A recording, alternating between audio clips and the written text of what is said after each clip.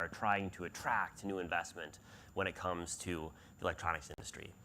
So first, looking at the electronics industry as it exists today, as most of you are, I'm sure, well aware, it's an extraordinarily internationalized industry. Today, it's basically impossible to make an electronic good without drawing on software and intellectual property and materials and machinery from almost all over the world, from Europe to the United States to Japan to Taiwan. If you want to make a smartphone, for example, there's not a single country in the world that can make a smartphone all on its own. It requires collaboration between lots of different regions.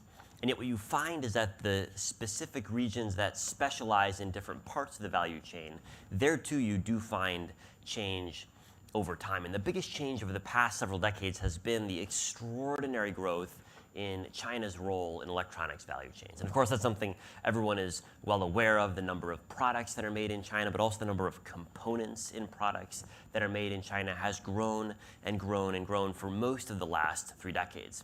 Here's a chart of value added in electronics exports from 1995 up to the present. And you can see the tremendous growth of electronics value added in China, in contrast to a much slower pace of growth in Western countries, in Japan, and elsewhere in the world. But you also find, interestingly, that the rate of growth has slowed in recent years. And I think there's a number of factors that explain why China's growth rate in electronics value add has slowed, and why other countries are trying to pick up some of the growth that used to be going to China but is now going to other regions. There's a couple of reasons why this is happening. One is that governments around the world are placing more demands on companies than ever before for supply chain diversification. Whether it's the shocks to manufacturing industries that were felt during COVID, the acceleration of geopolitical competition between China and Taiwan, or China and the United States, or a desire by lots of different countries to win a larger share of the value chain for themselves, governments around the world are putting pressure on companies and also offering incentives to companies to change the way they do business with the aim of attracting a larger share of the value chain. And if you just look at the news headlines from the past 12 months, you'll find in almost every major economy around the world, in Europe, in North America, in Asia, presidents and prime ministers who were actively taking efforts to attract investment to their regions, and governments that were spending vast sums of money, tens of billions of euros in the European Union, tens of billions of dollars in the United States, with the aim of incentivizing companies to set up shop in their region. But beyond the political factors and the incentives that politicians are offering, there are also economic factors that mean the logic of moving electronics assembly and manufacturing to China that was so powerful over the last several decades is less powerful today.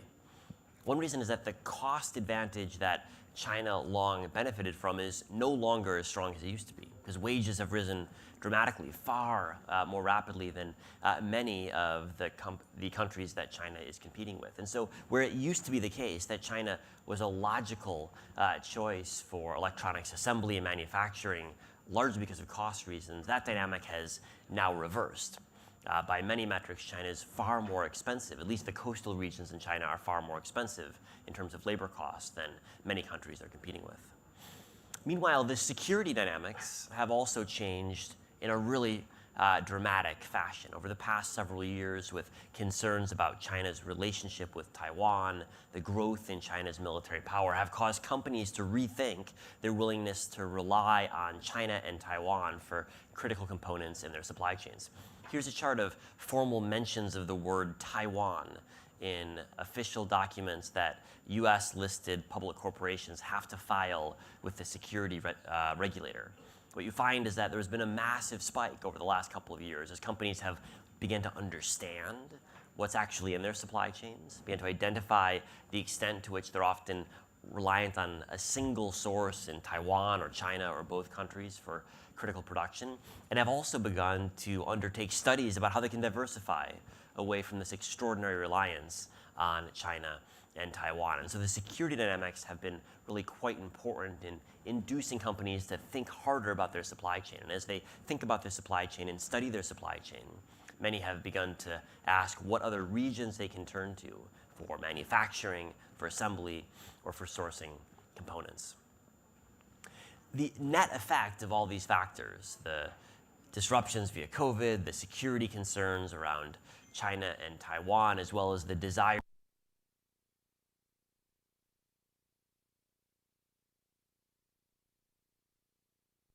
China-focused supply chains for complete. It's a very rough summary of how companies are operating, but nevertheless, the trend is very much in this direction. And if you look at the headlines, and I've pulled just 4 representative headlines over the past year or so, what you find is that many companies are in the process of moving in this direction. And companies find that it's very hard to do. It's hard to separate or bifurcate supply chains that have spent the past 3 decades getting more and more integrated. But for all the factors that I've laid out, bifurcation is seen by many companies as an inevitability. Even if they don't like it, they realize it's going to happen and they want to get ahead of it. Which raises the question of, well, if you look at the assembly that has been in China for the past several decades, the manufacturing that's currently taking place in China, and if you believe that companies will continue to want to bifurcate their supply chains, adopt a China plus one strategy for manufacturing, well, who will be the plus one? Who's the plus one that will benefit from that diversification? And the reality is there's an extraordinary competition right now to be the plus one, to pick up some of the assembly or manufacturing operations that are currently in China. Now, we know that there are many viable locations for both assembly and manufacturing of electronics goods and their component parts. In Southeast Asia, for example, countries like Vietnam, also Thailand, have been major beneficiaries of new investment flows, investment dollars that would have gone to China 5 years ago, but today are going to Southeast Asia instead. And just this past year, there's been a number of major investments in both Vietnam, Singapore, and Thailand along these lines. In North America, Mexico has been trying to attract more electronics assembly and manufacturing in Mexico, making the argument that if you want to sell into the US market, Mexico is the most effective in terms of logistical costs, most effective in terms of integration into existing North American supply chains for autos and electric vehicles and aviation and other spheres. Western countries themselves are subsidizing their electronics manufacturing industry to a degree never seen before. Here's a chart of investment in chip-making facilities in the United States over the past 3 decades.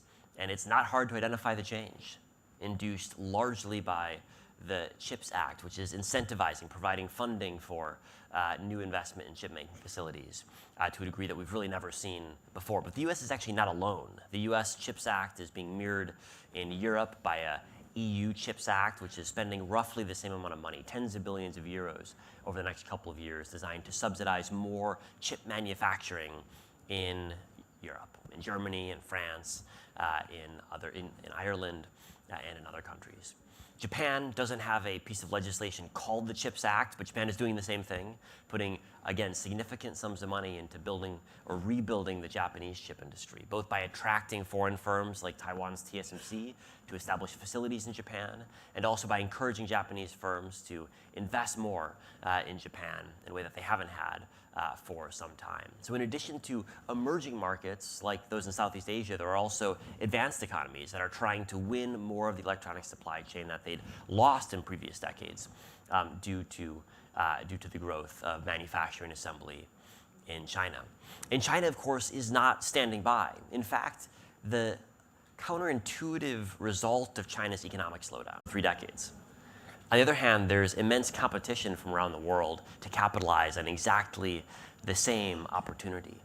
And so for every country, every region trying to win investment in the electronic supply chain, you've got to understand, well, what are your comparative advantages relative to all the other regions of the world that are competing? How can you convince multinationals that you've got the best location for their plus one in their China plus one strategy? And the outcome, I think, of the investments that we see made over the next couple of years will shape the electronics industry over the next couple of decades. Right now, we're at a point of reorganization in electronic supply chains, the likes of which we haven't seen since China first began playing a big role in the electronics industry. And the trends that were set in place in the early 1990s and 2000s defined the next couple of decades. I think we're at a similar inflection point today in electronics. Investment decisions that are made now, over the next couple of years, will have an outsized impact in the structure of value chains in the electronics industries over the next couple of decades. So thank you very much for having me, and I welcome any questions or comments from the audience.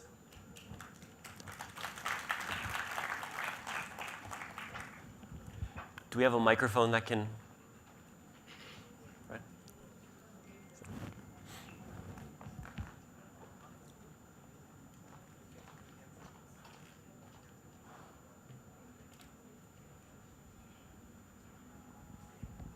Please.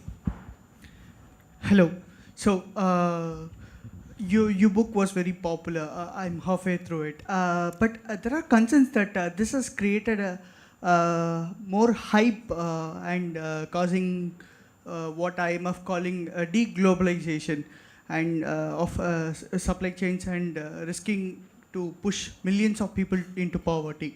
So do you think these risk of choking point and some country controlling the supply chain or key part of the supply chain is exaggerated? Well, I guess first off on deglobalization, I don't see any evidence of deglobalization. Quite the contrary. I think if you look at foreign investment in the electronics industry, you see a major increase in most countries. So for example, there are record-setting levels of Taiwanese foreign investment into Germany this year. Similarly, Taiwanese foreign investment in the United States.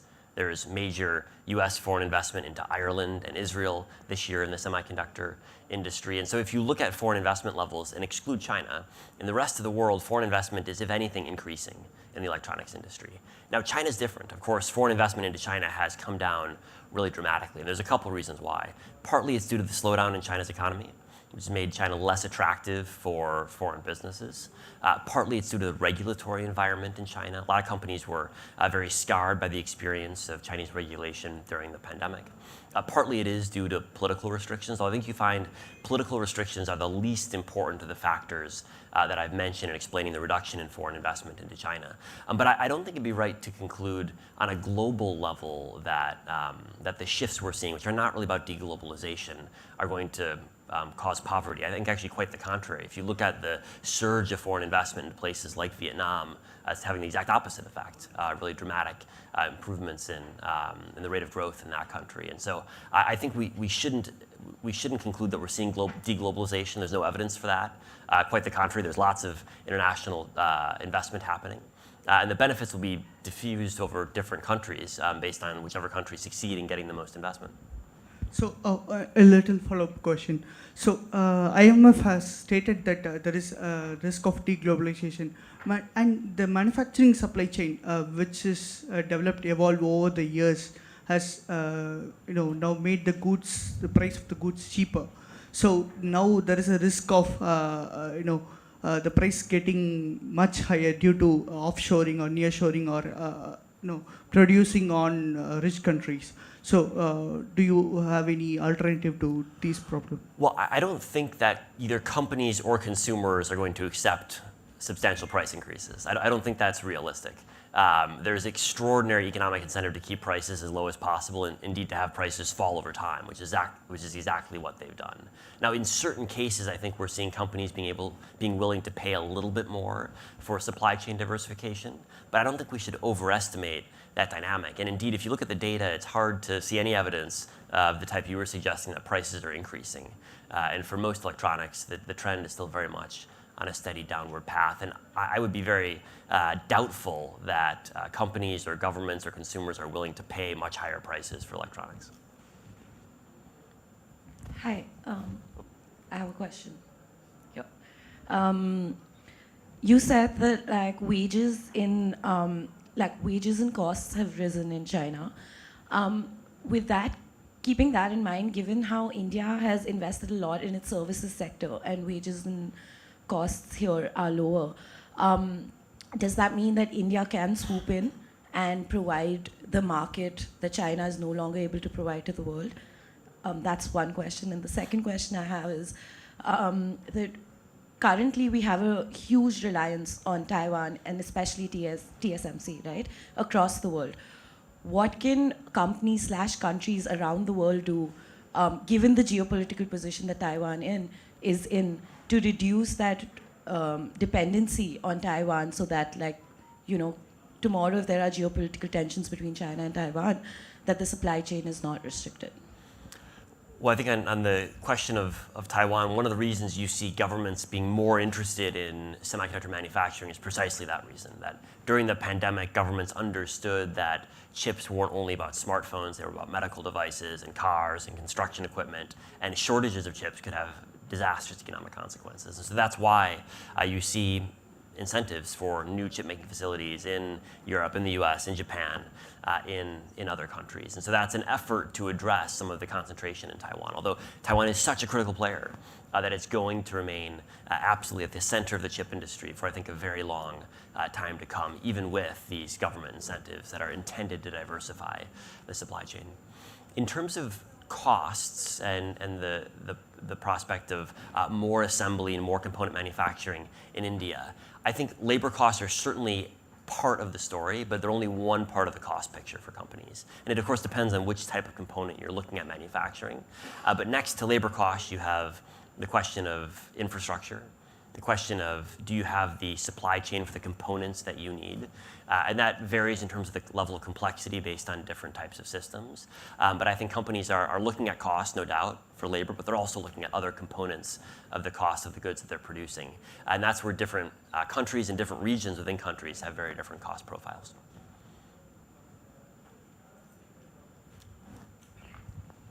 So my question's sort of a two-part question, if you don't mind. Please. So the first part is that given that electronics and semiconductors can be considered high-skilled manufacturing, and India has never been at the low-skill level, and it's, at least not India, Tamil Nadu at least has started at the high-skill level, and it's exclusively gone into electronics, and now they're very enthusiastic about semiconductors as well. Do you think that you need to build up from low-skill manufacturing to high-skill manufacturing, or do you think that we can just start with high-skill manufacturing and get it right the first time around?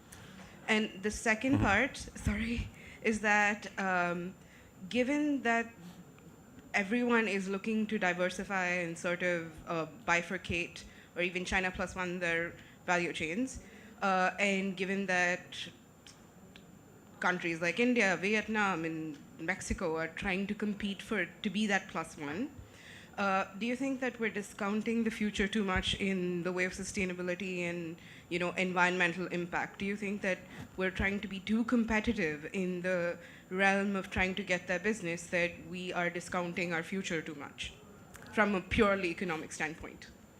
Well, I think on the environmental question, I think that's an important issue, and you do certainly, I think, see instances where governments are insufficient, in my view, in enforcing environmental standards when it comes to attracting investments. That's a balance that's got to be struck, and I think you'll probably know better than I do whether the right balance is being struck here, but certainly there is a complex balance there. On the question of low-skilled versus high-skilled, I think low-skilled versus high-skilled when you're talking about labor is in some ways a useful heuristic, but it's actually a simplification, because there's not just low and high, there's thousands of different types of skills you need in the electronic supply chain, and it's hard to categorize all of them as low-skilled or high-skilled. They're just different. You need construction workers who are capable of building certain types of facilities. You need assembly workers who know how to assemble different types of goods. And an assembly worker who can assemble one type of good is often not that good at assembling a different type of good. It requires some training. So I think if you think about the entire electronic supply chain, there are lots and lots of different types of jobs there, from the assembly of devices to the design of devices to the manufacturing of many of the components. And so I think if I was looking at Tamil Nadu in particular, India in general, I think rather than just focusing on one part of the process, I would ask, how do you build out the ecosystem from top to bottom or from bottom to top? Because ultimately, if you focus on just one part, you're going to have an insufficiently well-developed supply chain to do it efficiently. You want a broader ecosystem that will not be betting on a single firm or a single part of the production process, but will rather have the kind of capacity and the scale that will let you develop it over time. And that will require some very highly educated workers. That will require workers that don't have high levels of formal education, but often have a lot of knowledge and expertise they've gained over the course of the production process. And it seems to me that that's actually good news, because it means you have jobs that are high at the end of the wage spectrum and lower at the end of the wage spectrum, and you can get both from electronics manufacturing. Thank you for the questions. I extend my heartfelt gratitude for your inspiring keynote speech, Mr. Chris Miller. Thank you for sharing your wisdom and expertise with us. And now it's time for felicitation. As we express our gratitude for this enlightening keynote, I would like to invite Mr. Vijay Karthikeyan IAS, Joint Managing Director and Project Director, Tamil Nadu Urban Habitat Development Board, to present the memento to Mr. Chris Miller. A round of applause to him.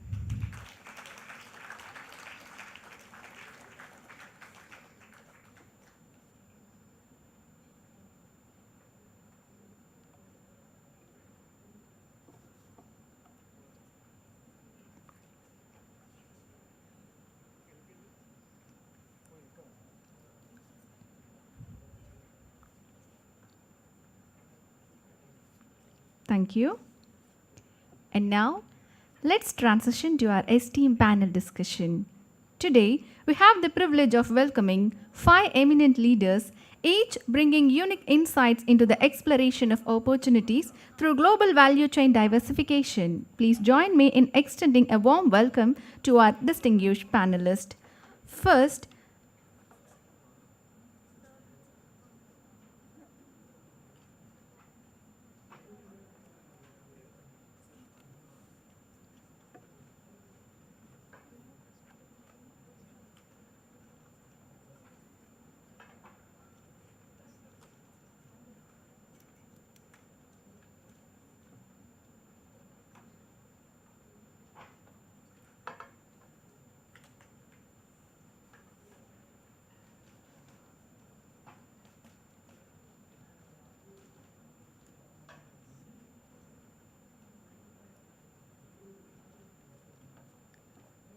let's welcome to our distinguished panelists. First, I would like to welcome Mr. Havansh Batra, Head Purchasing and Procurement, Dassault Systems India Private Limited, onto the stage. Please welcome, sir. And next, I would like to welcome Mr. Vikash Agarwal, Managing Director, South Asia, AP Moller Maersk. Please welcome, sir. And next, I would like to welcome Mr. Hemant Badri, Head of Supply Chain and Vice President, Flipkart Group. Please welcome, sir. Next, I would like to invite Ms. Kami Vishwanathan, Senior Vice President, Operations, Middle East, Indian Subcontinent and Africa, FedEx Express India Private Limited, onto this stage. Welcome, ma'am. And next, I would like to invite Mr. Rashik Gupta, Managing Director and Partner, Boston Consulting Group, onto this stage. Please welcome, sir. To preside over this engaging discussion, we are honored to have Mr. Amit, Senior Research Fellow and Research Lead, Trade and Economics at the Institute of South Asian Studies, National University of Singapore, as our moderator. We are confident that his guidance and this panel discussion will be both enlightening and thought-provoking. Over to you, sir.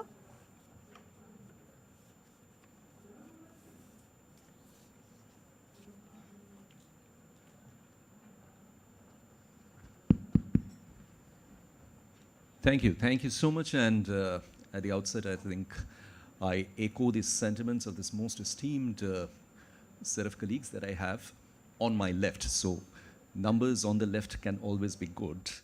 I start with that assumption, and I thank the guidance government of Tamil Nadu for getting us together for this sort of what I'm looking forward to be an exhilarating discussion. The tempo has already been set by Professor Miller, so we are kind of been served the appetizers. Now we are getting into the main course, and I would like to start with a little bit of a sneaky peek at this broader theme that we have at the back of us through global value chain diversification, the question of opportunities.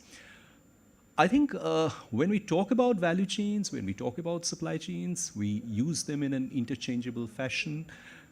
Businesses, and I have these very esteemed business leaders on my left, and I think they have been engaged and they have thought through, they have handled supply chains for large parts of their lives and careers.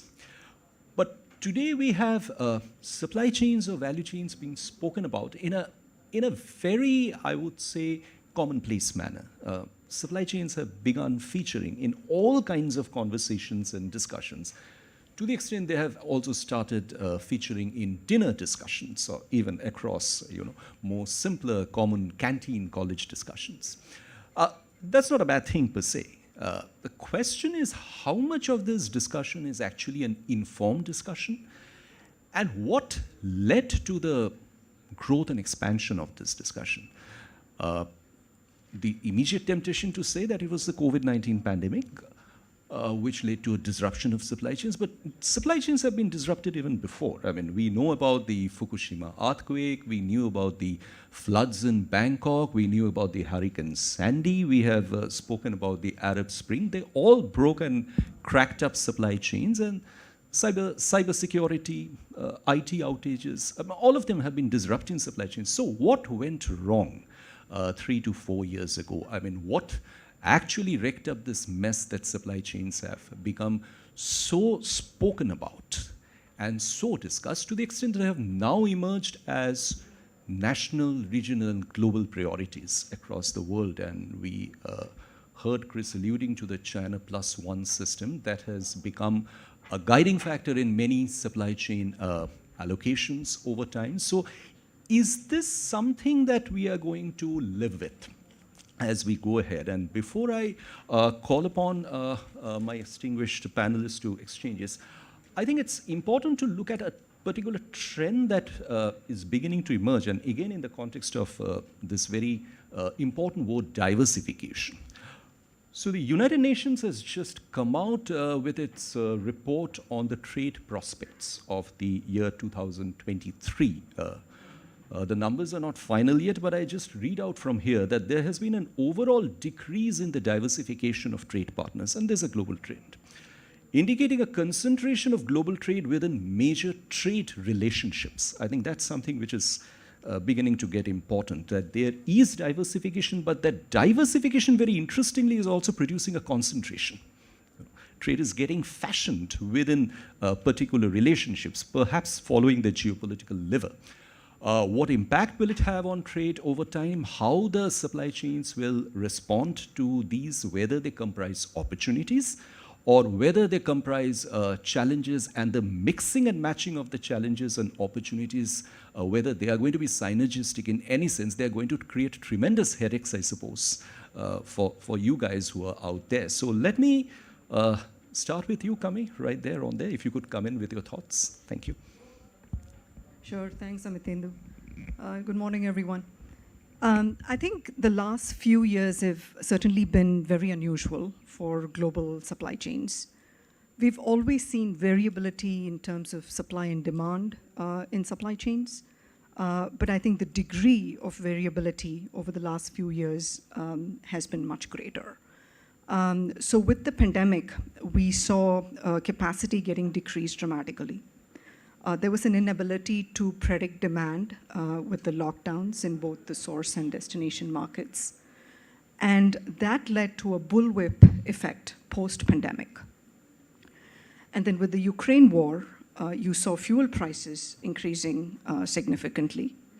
And then with all of the shipping disruptions that we have seen, whether it's the Suez Canal or the long backup that we saw on the US West Coast, or the current Red Sea crisis that we're seeing, that became a big top-of-mind problem for global businesses to solve.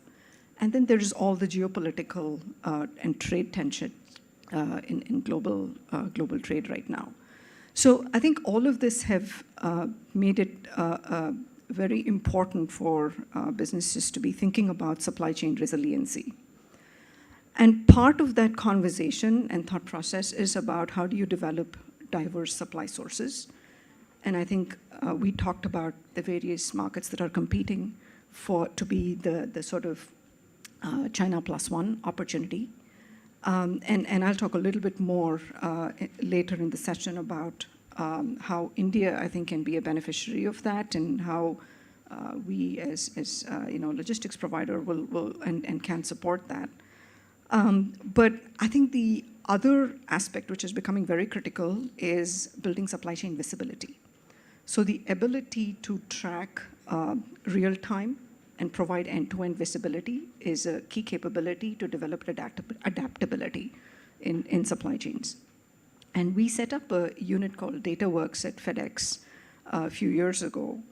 And the goal of DataWorks is to use decision science, data, and machine learning to make our networks more efficient and intelligent by optimizing various factors, including external factors like weather. So the ability to predict where things could go wrong in supply chains is going to be important to develop interventions to find alternative ways to deliver those same shipments. And during the pandemic, we had a product called Surround, which leveraged the cloud to make sure that time-sensitive priority shipments of COVID-19 vaccines were being monitored on a real-time basis so that we could put in place interventions where required to ensure delivery. So I think this is a big focus area in terms of how do you build the visibility to and how do you predict disruptions so we can create the right interventions to build that adaptability and resilience in supply chains. The other big area is inventory management. And part of what we are trying to do now, especially for e-commerce, is to work on how we can get artificial intelligence for predictive inventory placement. So how do we help e-commerce brands and shippers create that end-to-end ecosystem where they're not only able to ship and track and fulfill their orders and handle returns and so forth, but also predict better where their demand is going to be using their own data in our network. The third area, which we're seeing a lot of interest from our customers for, is in the area of sustainability. So how can you use intelligence from the network and the data that we have to create real-time data on carbon emissions of shipments? So we've launched a tool called FedEx Sustainability Insight, which provides that data for our customers. And so to move this vision forward of creating more intelligent supply chains, we're also engaging outside of FedEx with startups. And a lot of that focus is now in India. We set up FedEx Innovation Lab last year, where we invest in startups that are building new technologies and business models for creating this visibility across different modes, and improving that customer experience in terms of that predictability, that estimation, and that transparency in the whole shipping process. We're also working with the IIT Madras. So we set up a Center of Excellence for Sustainable and Smarter Supply Chains with the IIT Madras recently, where we're working on the future of supply chains, whether that's sustainability or new technologies, and how do we build the talent ecosystem to focus on this space, which is going to be so critical. So in our view, I think leveraging data and technology is, you can't have supply chain resiliency without data and technology. And our centralized data platform enables us to develop solutions for our customers to help manage through the demand fluctuations in their business and grow their business. And these insights help make supply chains smarter. So that's really our big focus. How do we help make supply chains smarter via the information we have in our network? And how do we drive that innovation from India? I think that's a big focus for FedEx.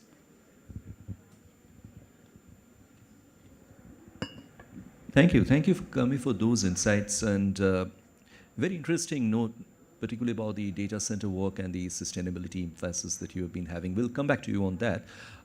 Vikash, can I come to you right now? And it's very interesting that you guys actually move goods. I mean, you have been physically moving goods from one part of the world to the other, and the kind of disruption implications for the logistics industry nobody better than you to actually explain on that. So could you just take us through that?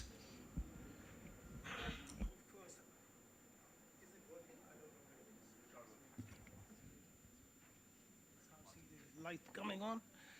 So we have already experienced a disruption here. So a good start to explain how disruption and this whole supply chain is working. Let me start by, of course, it's a very topic which is very, very close to us now.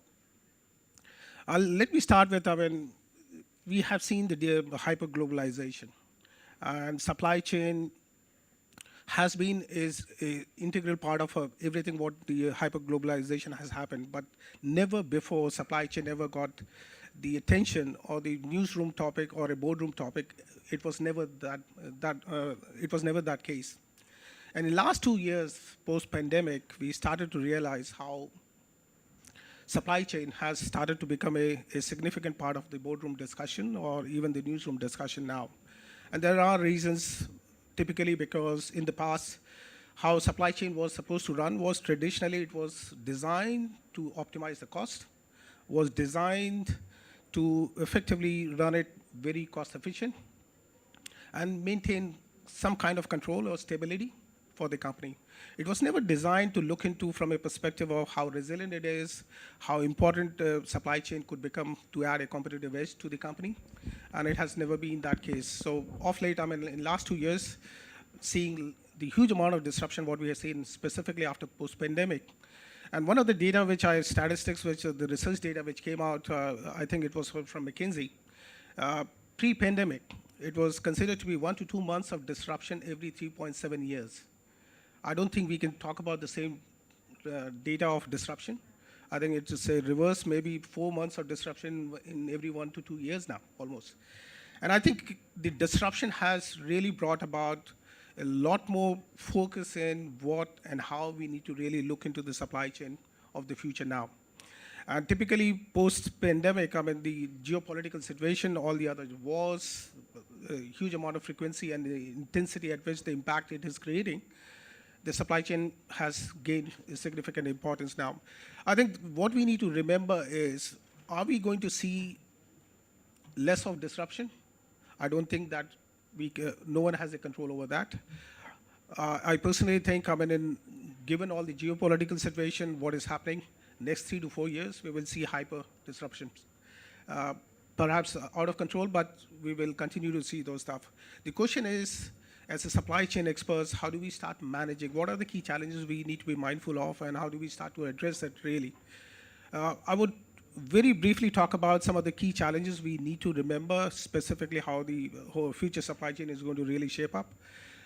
Very clearly, the World Bank clearly states that the logistic performance index, if you improve that, your GVC participations improve significantly. So there is a clearly service link cost, which has a huge impact on the GVC participation. Some of the factors which we need to be mindful of, which goes beyond the normal disruption which we talk about, is the demographic decline. As the population is aging, the shift of GVCs are happening now. Very clearly, the governments have to make decisions, and India, a country like India, where we are seeing a massive workforce growth, where we will be roughly 20% of the global workforce. By 2030, we will start to see a shift of those GVC, which will start to happen. So this is also a disruption because you will have to rewire the whole supply chain. The second thing what I started to see also is the push, which Chris talked about, the government starting to look for those multinational FDIs to really push for those manufacturing and start to take the opportunity on the capture the value of GVC or get a higher participation in GVC, whether it's backward linkage or a forward linkage. I'm sure every country will have a different journey too, but this will also change and cause significant disruption, and that challenge as a supply chain expert we need to be mindful of and be prepared to really look into. The third very important one, which I think one of the audience asked that question, is the climate transition which are happening now. And that is absolutely creating a huge amount of change the way we need to start looking at the supply chain now. And the fourth and the final one, which is very, very important, is the acceleration in technology adoption or innovation which are happening. And the supply chain has to also really look into that challenge and how are they really addressing those stuff. So my take is, if we were to really look into and address those stuff, there are three clear priorities we need to manage. One is resilient, which Kami, you talked about. To start with addressing the resilience, we need to understand the vulnerability of what vulnerability or weakness we have in our supply chain. One of the research data which talks about, which is very alarming, 50%, less than 50% of the supply chain experts really understood the implication of the location of the tier one supplier and the potential risk it may cause to their supply chain. And less than 2% of the supply chain expert really understood anything beyond tier 3 and beyond. So you could very well imagine when you are banking on your tier 1, tier 2, tier 3 suppliers, the awareness about whether you know them, what potential risk it has, and how do you address it. We are not really addressing it. And you can't build resilience if you don't understand those stuff. And this is where very critical is to build resilience, you have to really go deeper now in your supply chain. The second part is the agility, which is also important. And we have seen during the pandemic how the peaks and troughs, earlier it used to be, company used to know exactly it was more seasonal, or it was more industry practice of when the peaks are going to come in, when the troughs are going to come in. But now, a Netflix game, Squid Game, just spiked the demand for van shoes by 78 times. How do you address those stuff? So there are a lot of new dynamics which are starting to appear. So the consumer-centric fragmented supply chain and the demands which are coming in now is causing significant pain and forces people to really relook at how you are effectively going to design this thing. And that is effectively we need to be more agile now and cannot bank on the usual peaks and troughs, and be prepared to be able to see and foresee the demands and be ready to respond to those demands which are coming in. And finally, sustainability is one, to my mind, is one of the biggest factors which is coming up more and more. Specifically for Maersk, what we have seen is almost 75% of our top 200 global customers have already a clear science-based or net zero targets set for themselves for 2030. And within the supply chain, we can't be thinking about not really starting to address it. And this is again an area which you have to be mindful of if you were to really address some of the disruption. So those are a few high-level thoughts which I have on this. Thank you so much, Vikash. In fact, very good to hear about your insights on that, and you do resonate a part of what Kami has already shared with us earlier. We'll come back to that. Hemant, Flipkart is as much as a household name in India as one can think about, in terms of comparisons. Now, you have experienced disruptions firsthand. How do you see the learning coming out of the disruptions that you've seen? Well, thanks for that. I think we heard from Kami and Vikas in terms of global trends. I'll back home share some of the perspective. I think for India, we witnessed a lot of kind of a disruption, whether it is natural calamities to geopolitical challenges. And e-commerce is the place where you have every order gets amplified because it's a customer order. Yeah, as Vikas was touching, you will have some of the days where you will have 100x of a demand, and that's what is today's times. Today, shopper, consumer shopping pattern is changed. Okay, what we at Flipkart are trying to solve is how can we democratize commerce using technology. So one of the biggest learning for us has been technology has been a biggest enabler, whether it is track and trace, whether it is dynamic network optimization, whether it is dynamic sourcing node optimization. That happens on a click before even customer places an order, basis the situation, which node has any of the disruption. So business continuity planning across the supply chain is very, very important. So we work on 3 principles. I think supply chain is all about 3 C's and 1 R. I mean, you have to make sure that 3 A's, so availability, accessibility, affordability. And today's word resilience has become the more added flavor. But what is good we've seen over the years is it's a boardroom discussion now. Companies are investing in supply chain. I see massive investment in warehousing infrastructure, which never used to be a kind of the core subject of discussion. So massive infrastructure transformation is what you see. Second learning which companies are following back home here is definitely every place digitization. I mean, we being new age company, whether it is customer journey to every order journey, you really dynamically monitor and take corrective action. So I think technology, whether it is every vehicle, 10,000 vehicle flying, every vehicle status is every minute tracked where it should be and whether it is there or not and what is the corrective action. Same as, a person is on a route when he is going to deliver to a customer, because we are talking about slotted delivery in a particular time delivery.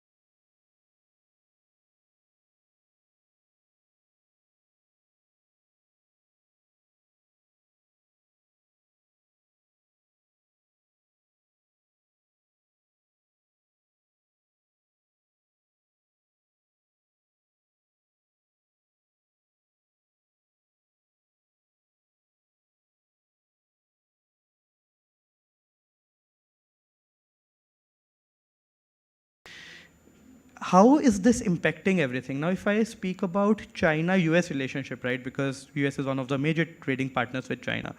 Between, again, 2018 and 2022, on inflation-adjusted terms, US imports from China has gone down by 10%. The three geographies which have benefited the most, first is Southeast Asia, where US is importing 65% more. Second is India. Imports in US have gone up by 44%, and third is Mexico. Imports in US have gone up by 18%. And there are multiple industries which are benefiting from these shifting trends. Some of the predominant industry, one is obviously electronics, auto components, machinery, mechanical machinery, engineering services and goods, etc., right? So the point, or to summarize, the message that I'm trying to land is all of these fundamental trends are here to stay. And these are actually big opportunities for us if we really think of it from a supply chain perspective, because if handled well, they can actually transform into big, sustainable. And if I just summarize with maybe three things that we need to do if we want to cash in on this opportunity. Agility, most important. For companies to win, they need to move fast, they need to be decisive, and they need to be accurate in their decision-making process.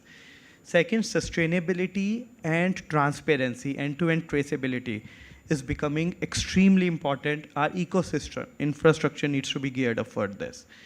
And third, all of this needs to happen without increasing cost.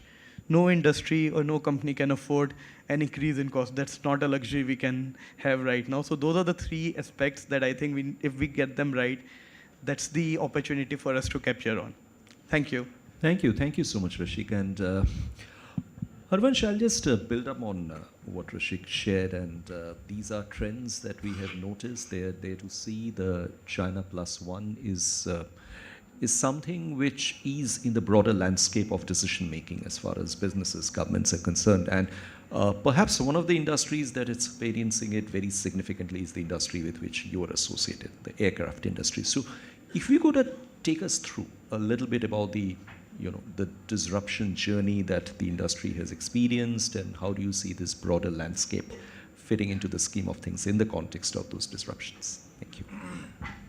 Hi, thank you. Good morning, everybody. I am from aerospace industry, which is very unique in nature. And we are a pure manufacturing, technology-driven company. So our supply chain is also very unique and very complex in nature. Our planes fly for 50 years, and we need the parts which can support these planes to fly for 50 years. It's not that we sell them and forget in 1 year. And we have to service them for 50 years. So our ecosystems, our supply chains, we develop in such a way so that we can cater our customers. Industry is a very safety critical, quality driven company. And I would say it's a more technological driven company and the industry. And every process need to be qualified before we get a pat. So these all factors make this industry very unique. And our supply chain is also very specific. When we develop our supply chain, we put a lot of energy, efforts to develop this supply chain. And any disruption in the supply chain hit us very, very hard. It's not that we switch suppliers from one place to another place next day, like automotive and the other industries. We can't do. We can go to the China one day and next day to the India and third day to any other country. We put a lot of efforts, a lot of capitals to develop the suppliers, to develop the parts, to develop the supply chain, so that we can feed our plants with the right quality parts on time, which is very important for us. So we don't go to all the countries so easily, and we take our own time to evaluate the country, the geopolitical risk, the other risk, and then we invest slowly, develop our capacities there, and transfer our technologies. And this transfer of technologies is many times driven by the country politics, the government relationships. So we really do our sourcing strategy upfront, and we keep on revisiting our sourcing strategies. And the capacities, which is a second challenge for us, because to make many parts, we need all type of technologies for the aircrafts, all type of technology, even the electronics, what we have discussed a lot. If we talk about the mechanical, the systems, the communication systems, navigation systems, everything goes into aircrafts. So we have to evaluate on the technologies, capacities, capability, and then build our strategy and revisit it. So it's a bit of a complex situation, and the logistic is a big part of our supply chain. We depend a lot on the logistics partners because they help us to give all the parts on time to the manufacturing plants. If we talk about the COVID impact, which has impacted us very badly, the aerospace plane manufacturer has lost around $12 to $15 billion in the COVID, because all the customers has deferred their orders, or they have cancelled their orders and if I have a right number, by 60% order was cancelled or deferred.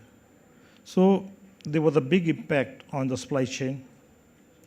And this impact on our supply chain has taught us a lot of lessons.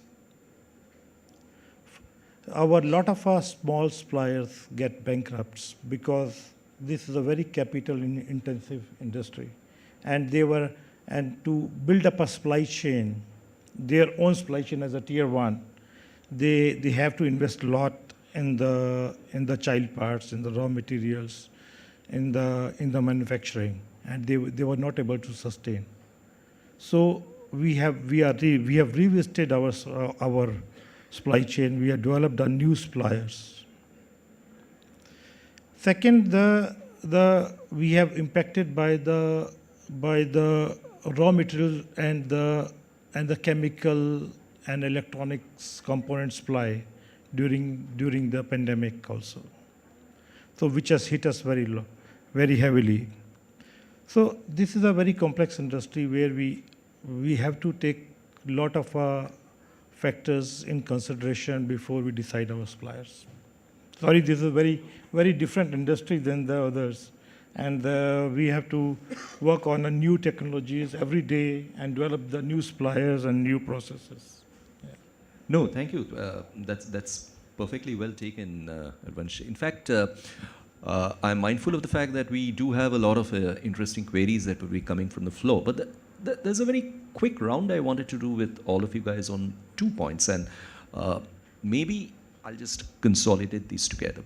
So we have been looking at opportunities, and some of these have been coming through out of the insights that you have shared, and clearly the opportunity to become more sustainable in a sense, climate compliant, change the working fashion systems in a way that the climate exigency is handled from a business perspective. That's probably considered to be an opportunity. I mean, it's now or never, so let's bring that in, and that would also enhance the resilience. So this is a thought on which I just wanted all of your, or at least maybe we can start with you, Kami. Green supply chains, how do you see these shaping? Are these really going to become, the supply chains of future? Yeah, so I think when you think about sustainable and green supply chains, they also have to be efficient supply chains. So you can't have conflicting priorities. And I think the sustainability thought process actually enables you to be more efficient in designing and in creating the ecosystem for more efficient supply chains. So in our industry, there is a big sort of elephant in the room, which is aviation fuel, which I think there are no immediate solutions which offer low-cost, competitively priced aviation fuel at scale. And there is a lot of effort underway to develop this. I think it's going to take time to get to that point. And in the meantime, what we're focusing on, for example, is how can we, through natural methods, reduce the impact of emissions by carbon sequestration. So we have an engagement with the Yale Center for Natural Carbon Capture, where we're looking at developing sequestration technologies that will capture carbon from the atmosphere in using natural systems. And I think when you look at the ecosystem, you know customers want greener products. So that is not, it's a business imperative. It's not a nice to have, it's a need to have. We also know that we need the entire ecosystem to support, whether it's suppliers or partners. And that's where we are focused as well in terms of how can we be an anchor for creating greener supply chains. And whether it's increasing the proportion of electric vehicles in our fleet or our facilities, making them green and a multitude of sustainability features in them, sustainable packaging, and also investing in sustainability startups. I think those are some of the areas where we are focused. Vikash, any thoughts from you? Absolutely. I think, let me answer this more personally. Do we have a choice? Yeah. I mean, maybe I have a choice, but not my future generation. And we have to take it personally, actually. This is a personal agenda rather than a corporate or a government agenda. That is purely on the base of it. If we were to talk about in terms of how, as a company, or as corporates, how do we take it? I think we have to also think about our customers. Everyone has that agenda. And so the world is divided. Yeah. That's what I call it. But as a company, I think we made a significant commitment on sustainability long before when this topic became a hot topic. We already committed to a massive amount of our transition, which we made a commitment. And we advanced that commitment by 10 years. So we said 2050 net zero, we have brought it down to 2040. And we have also committed in huge billions of dollars of investment in vessels on green methanol, where we don't even have the visibility of the fuel available or not. So as a company, I think corporates, mostly they have to take some bets now. And I don't think there is a choice left now. It's a question of our survival, nothing else. Thank you for being very upfront on that, Vikash. And in fact, Hemant, I wanted to come back on that question of survival and the must-dos. But I wanted to just shift you back to another point that you mentioned, and that was a question of technology. See, again, on the question of technology, yes, it's an opportunity. COVID has perhaps pushed the exigency of technology and the technology transformation as fundamentally as it could have. But what about the choice that is being given to people in this regard? Because there's a question of capacities. There's a question of technology, learning, ability to adopt, and no better ground than India to understand that. What's your sense in this regard? Are being people forced to get into the technological habits and practices which are beyond their capacities? Yeah. So I think three aspects. I think when we talk about millennial, Gen Z, the awareness and commitment to sustainability is far, far higher. And if you have products, so we have green store. Okay, and people look at gluten-free, people look at, natural animal fat-free products. So I think that's one big change. If you're communicating your green packaging, that you're coming from a facilities which follows, kind of a renewable energy, there is a higher kind of a commitment and kind of a loyalty towards that. So I think technology awareness and the commitment for especially the new generation towards sustainability is far higher, and it's kind of a business reason for every organizations to be there. Yes, similarly, if you look at with technology change, with batteries and all, I strongly believe that we'll leapfrog versus many of the West countries in EV, whether it is two-wheelers. You'll see plenty of startups building new technology, and these are not IC engines. It's far more amplifying, and the adoption is far faster, even three-wheelers. And I think we'll be not far away from hydrogen, kind of a heavy commercial vehicle. I think we just need to understand when we are going for a EV and all that, the safety and the entire process of handling, disposal, EPR. I think that's one thing which keeps me thinking. And that while technology is helping us to fastly adopt, but we need to look at it is not causing other impact. I think that's one thing. But I think we are at a right stage, and it is really accelerating, I would say. And technology is far more helping us to move faster. Yeah, so that's what is my assessment. I think I'm totally in agreement with you on that. There's one point on which Rashik and Harvansh, both of you, I thought I'll get your impressions. We know that there has been this greater political architecture that's beginning to shape supply chains.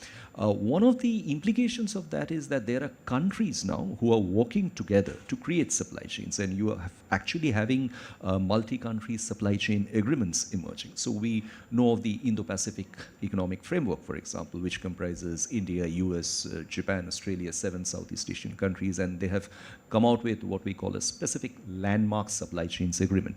Now, I'm not going to get into the political implication of that, but there's something I wanted to check out from you guys on this.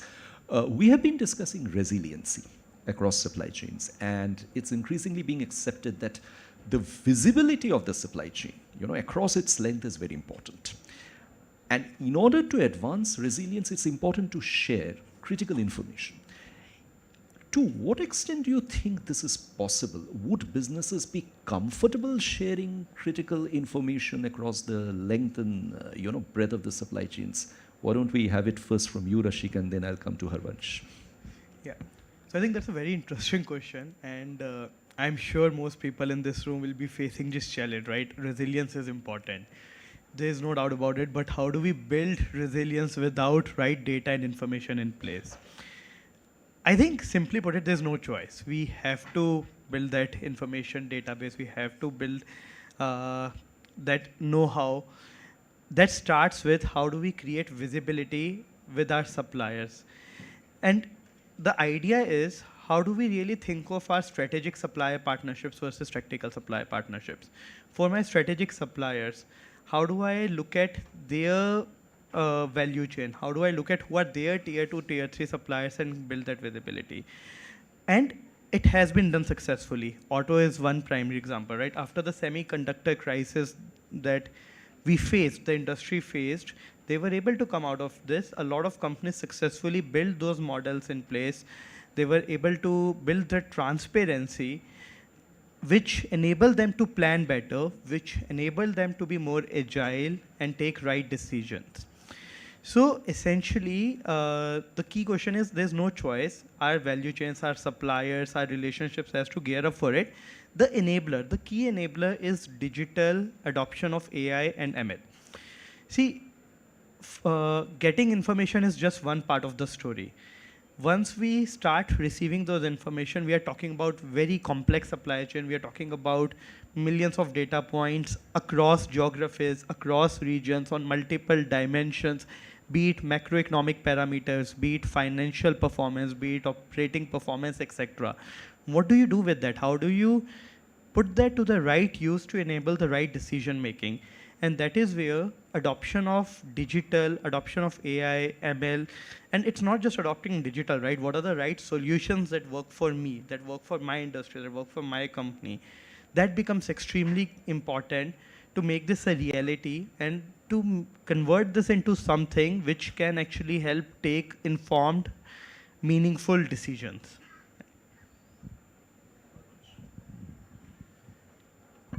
Actually, in the aerospace, our development cycles are very long. So we have to be very transparent, open with our suppliers and give them forecast for the next 2 to 3 years in advance.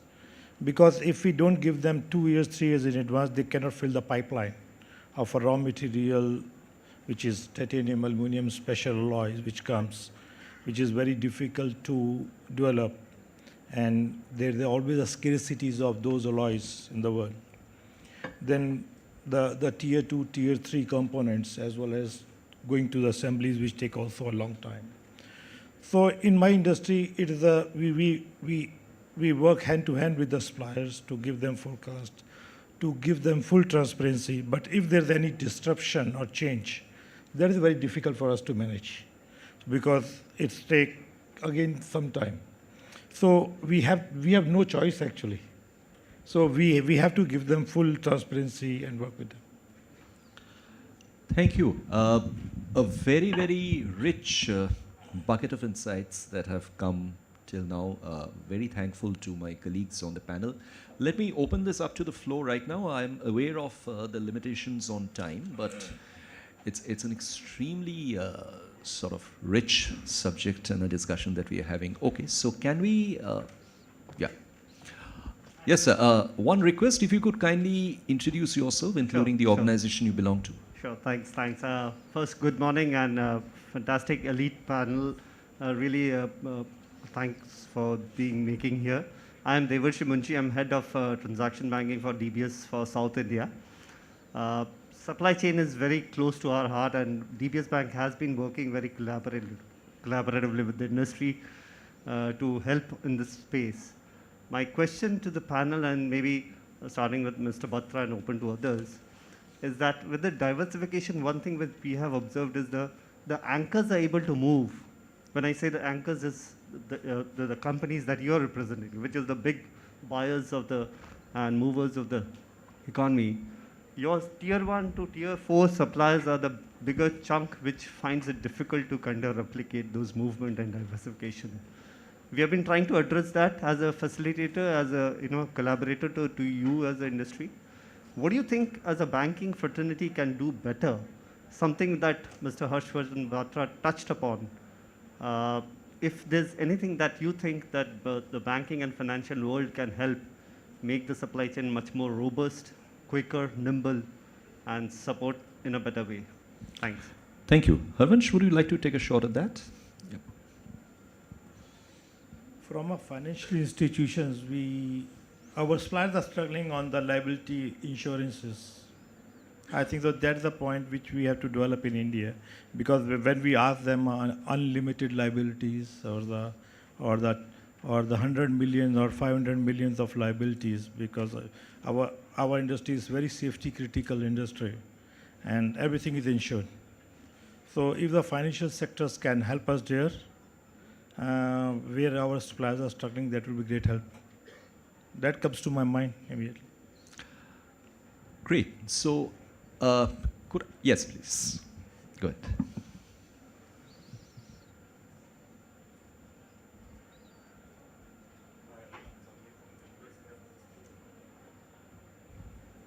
Just wanted to ask Mr. Vikas this question. Excuse me, could you please introduce yourself? We missed the introduction. I'm Samir Kuduru from the US-India Business Council. Right. Just wanted to ask Mr. Vikas this question. Kami mentioned it's very difficult to find sustainable aviation fuel suppliers. So how do you see as a logistics supplier, movement of logistics is critical, especially in the shipping sector, right? So how difficult is it to retrofit, ships with sustainable engines and things like that? Is it even possible pragmatically in the next 30 to 40 years? What do you think? Yeah, I think the answer is there already. There is no question of retrofitting anymore right now. What you're doing is you're taking up new technology and completely new vessels. That's what we are doing at the moment. So we are not taking any other way of retrofitting few things. It is completely new technology, and of course the technologies are also changing. Which fuel is going to really sustain is also another question mark, which is there. So I think it's a question of more investment which is required to transition into the new technology, into the new fuel or more sustainable vessels. Yeah. We still have time for 2 more questions at least, I think. Hello. Yeah, please. Yeah, hi. This is Ramachandran. I'm from Premier Carbonic Private Limited. We are into carbon dioxide recovery. So I have a couple of questions, if you can allow me. One is Can I allow you one? No, it's almost similar. It's almost similar. So yeah, please, if you don't mind. I'll be very quick. One is to Mrs. Kami. So how do you see green methanol playing a larger role in the aviation fuel sector? And the other is to Mr. Vikas. What do you see faster adoption? Is it going to be green methanol or green ammonia in the shipping industry? you. So I think in the key factor is going to be what is the availability and what is the ability to develop at scale sustainable aviation fuel. There are options available today. The question is at what price point and at what scale. I think those are going to be the determining factors for which technology ultimately becomes the prevalent one. Yeah, the answer from my side is very simple because we have already made a choice of at least going for green methanol, because it's again you're debating whether ammonia is more stable or not, whether it's safe. But from our perspective, we took a bet on to say we will go for green methanol. And of course, I'm not a subject matter expert on this, but I know a lot is happening and being debated and being discussed. But from our perspective, I do have a colleague who's an expert on this, who's sitting here. And maybe on the side, I'll ask him to have a conversation with you on this. Okay, great. So one final question. Yes, please, sir. Hello, good morning. My name is Lakshmi Sai Kumar and I represent Part-Timer Inc. We are into skilling. So as you know, we talk about diversification, we talk about green economy. So how the industry is impacted by skilling and reskilling of the workforce, to reach net zero or green economy. So yeah, what is the opportunities involved when it comes to this? All right, thank you. Who might want to take a shot at that? Yeah, Arvansh, go ahead. I think so. You are talking about skills development. That is very important for our industry and especially to develop a supply chain in India. So we have taken some of the institutes and we are developing skills in the blue collars and the white collars workforce here, so that we can get a right workforce for our aerospace components and partners development. And that is very important. If your company can contribute, we can discuss that. Okay, that's a very positive note to end the discussion on, and thank you so much, guys. Thank you. It's been fantastic sharing this panel with you. It's been a privilege and opportunity. Thank you to everybody. Thanks for being such a patient and engaging audience. Can I hand this back to you? Thank you, sir. I want to express my sincere thanks to the moderator and the speakers for the valuable contributions during the panel discussion. To express our gratitude for the valuable contributions, I now invite Mr. Vijay Karthikeyan IAS, Joint Managing Director and Project Director, Tamil Nadu Urban Habitat Development Board, to present tokens of appreciation to our esteemed speakers. And the first appreciation to Mr. Amidst, Senior Research Fellow and Research Lead, National University of Singapore.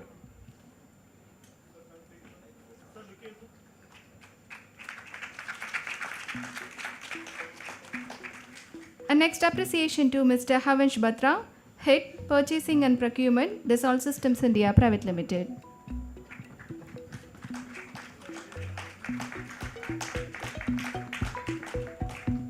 Next felicitation to Mr. Vikash Agarwal, Managing Director, South Asia, AP Moller Musk.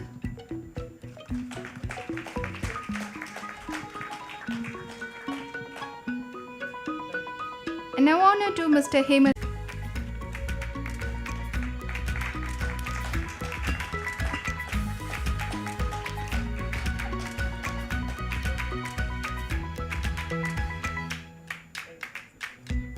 Kindly requesting all dignitaries for the group photo.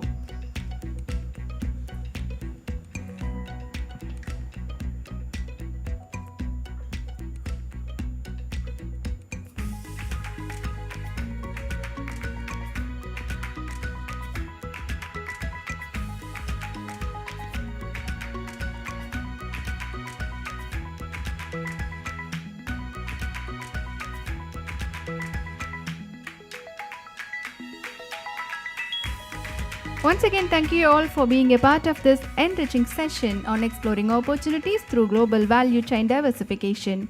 Nandri, Vanakkam.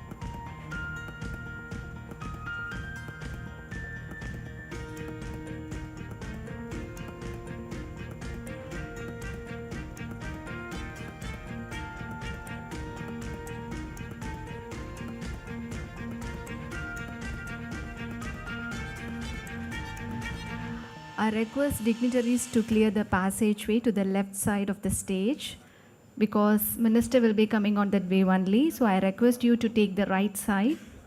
So please clear the passages, kindly requesting.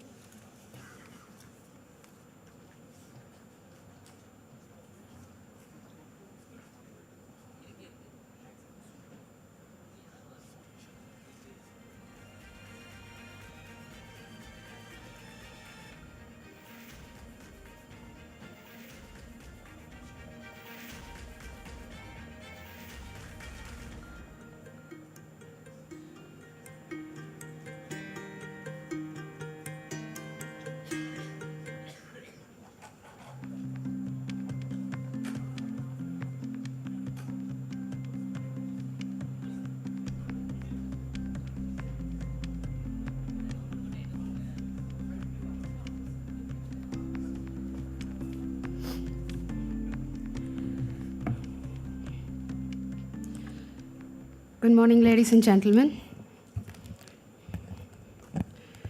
I know I made a bit of an entrance. It's all right. People who are standing, can you make sure that you make a passageway for the minister to enter?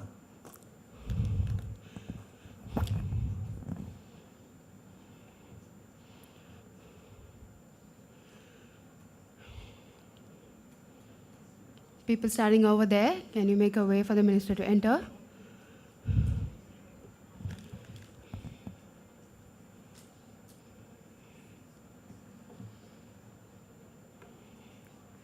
Thank you everyone for gracing us with your presence for this session. We are so happy to see you. I would kindly request all of you to make the way for the minister to enter as we are about to begin the session shortly.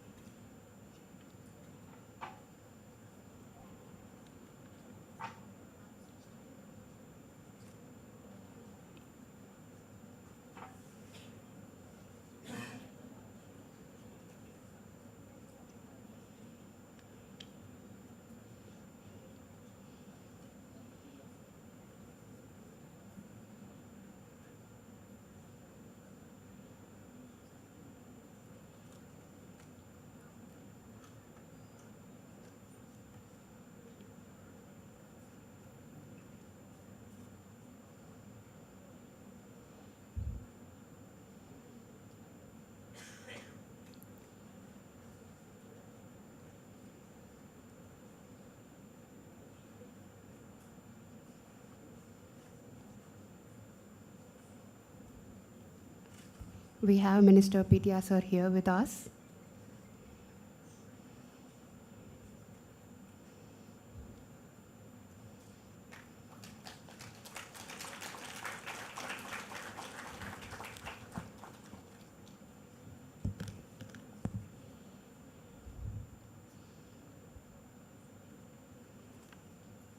I would like to invite Dr. PTR, Mr. Dheeraj Kumar sir, IAS, Ms. Vanitha Venugopal, CEO, I-20 Hub, Mr. Anish Segar, MD, LCOT, and Mr. Praveen Nair, CEO, TNEGA, to the dais.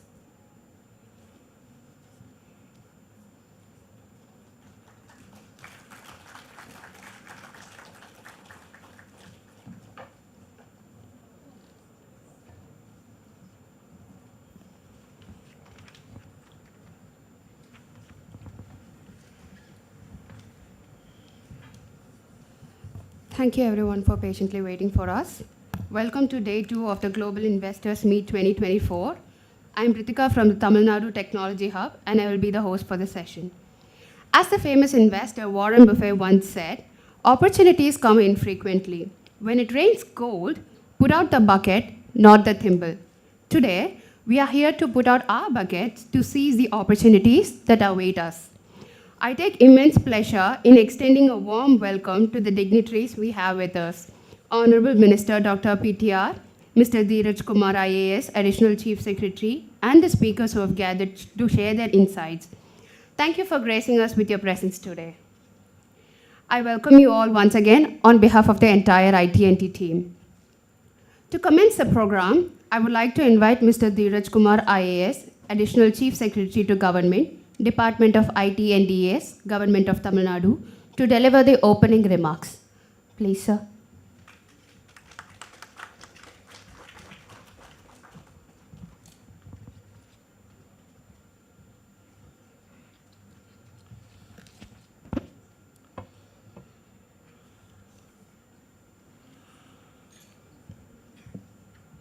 Good morning to all of you. It's really quite encouraging to see the kind of a response to this session. So let me start with welcoming our Honorable Minister of IT and Digital Services, other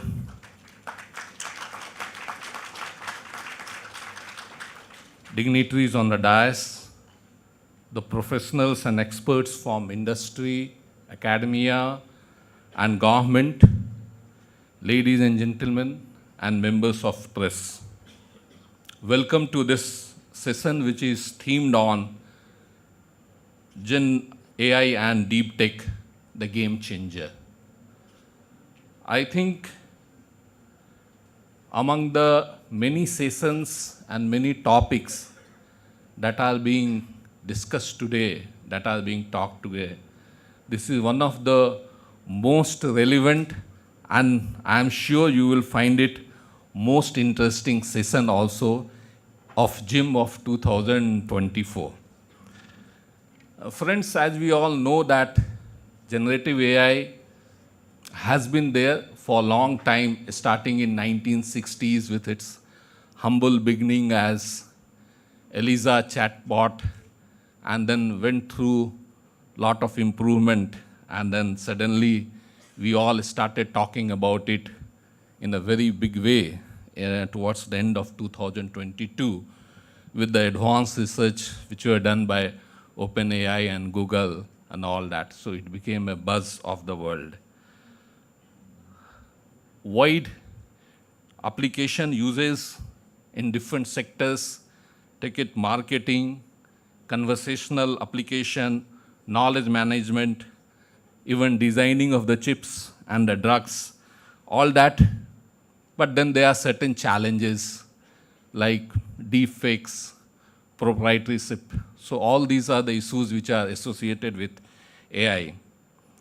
And very closely related to AI is deep tech, which finds its uses in very, very wide field, from agriculture to aerospace to green energy, mobility.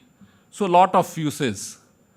And when we are talking about deep tech, we have to talk about the contribution being made by the startups, their important role in exploring the different technology like AI, biotech, quantum computing, robotics, and all that.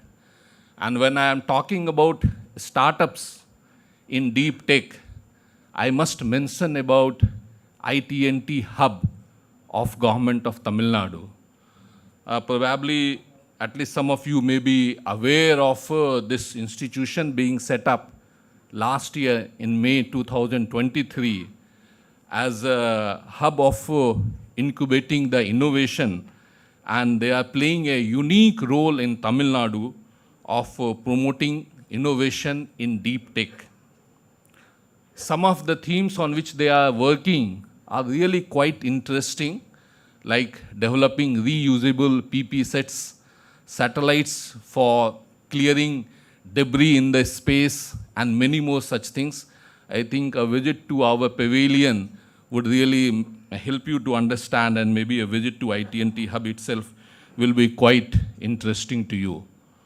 As far as this 90-minute session is concerned, it's really packed and full with a lot of good kind of knowledge and interest.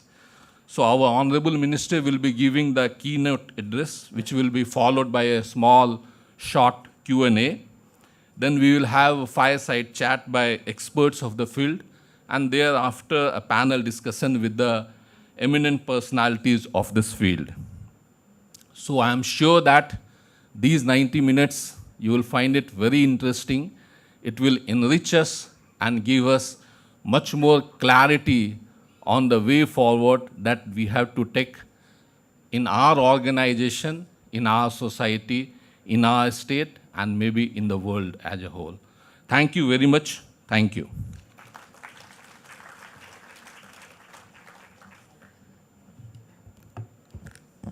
Thank you so much, sir, for setting the tone for the event.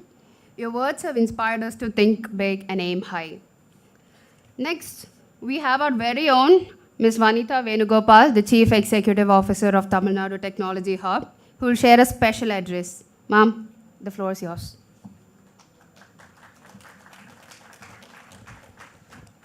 Good morning, everyone. I was asked to set the context. I think my job is already done. I think Secretary Sir had done a fantastic job of kind of laying the land of what the next 90 minutes we are going to expect. But nevertheless, this very morning, I'm filled with gratitude as I thank our Honorable Minister, Dr. Palnivel Thiagarajan Sir, IT Secretary Dheeraj Kumar IAS Sir, MD, TNEJ MD Praveen Nair IAS Sir, LCOT MD Anish Nair Sir, and my other HODs who have gathered along with your team to support IT&T, which is a very nascent organization that was just conceptualized 7 months ago with its inauguration at the heart of Anna University, the academic institution. And I'm privileged to drive the organization into the success of innovation and incubation in the deep tech space for the government of Tamil Nadu. So thank you again, everyone. So following the groundbreaking release of ChatGPT in November 2022, artificial intelligence has drawn immense attention on the global stage. With an unexpected surge in applications, product launches, organizations worldwide are racing towards catching up with the AIs and how they can apply that in their businesses. However, as Sir rightly said, amidst this intensity, many are concerned with the risks of AI it poses, and also they call for establishments of some rules and regulations and protocols to safeguard it while it is still at its infancy.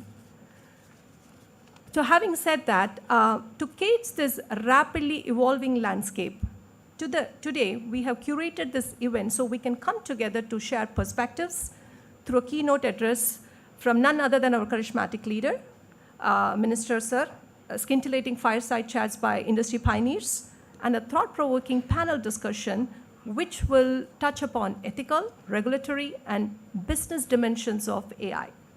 Their collective expertise, diverse backgrounds, and varying opinions aim to assist you in making informed decisions regarding the implementation of AI in your organization. Secondly, the government regulators are faced with the challenge of catching up with the rapid growth of AI. How do we make sure that AI could be used in how we do analysis of data in our government data system, making sure that we are safeguarding the cyberspace, the online community, and the metaverse, resulting in a need to shift the attention towards understanding generative AI, its applications, and its boundaries, so that we can establish policies to support that. With our IT department spearheading the new AI policy for the state, and IT&T as the implementation agency where we'll set up the state-of-the-art AI in collaboration with Indian as well as global partners. Without much further ado, I proudly present IT&T Hub, a 2-minute video. Thank you.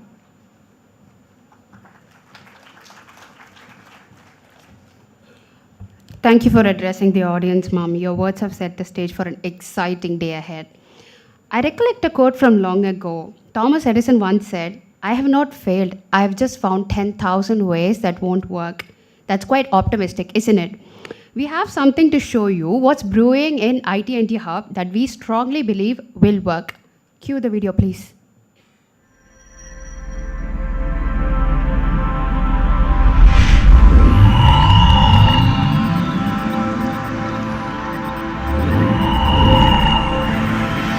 IT&T, Tamil Nadu Technology Hub, established to harness Tamil Nadu's vast technology capability to build a thriving global innovation ecosystem by strengthening the R&D and innovation landscape, industry-academia collaboration, and international partnerships.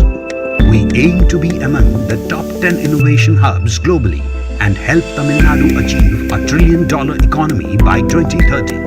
IT&T focuses on deep tech and emerging technologies such as artificial intelligence, big data, ML, DL, NLP, augmented reality, virtual reality, metaverse and IoT, edge computing, robotics.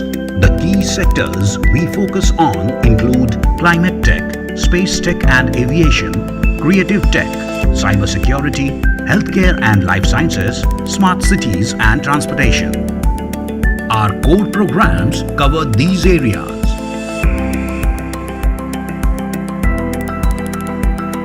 The visionary initiatives of IT&T ignite the spark of innovation in every corner, nurturing a collaborative ecosystem where ideas take flight, supported by a strong global investor network. We stand firmly supported by a powerful alliance, the visionary government of Tamil Nadu, the government of India, renowned universities and industry titans united in their belief in the transformative power of innovation. To strengthen international ties, IT&T Hub has formed collaborations with various countries. IT&T is marching towards making Tamil Nadu the innovation factory of the world.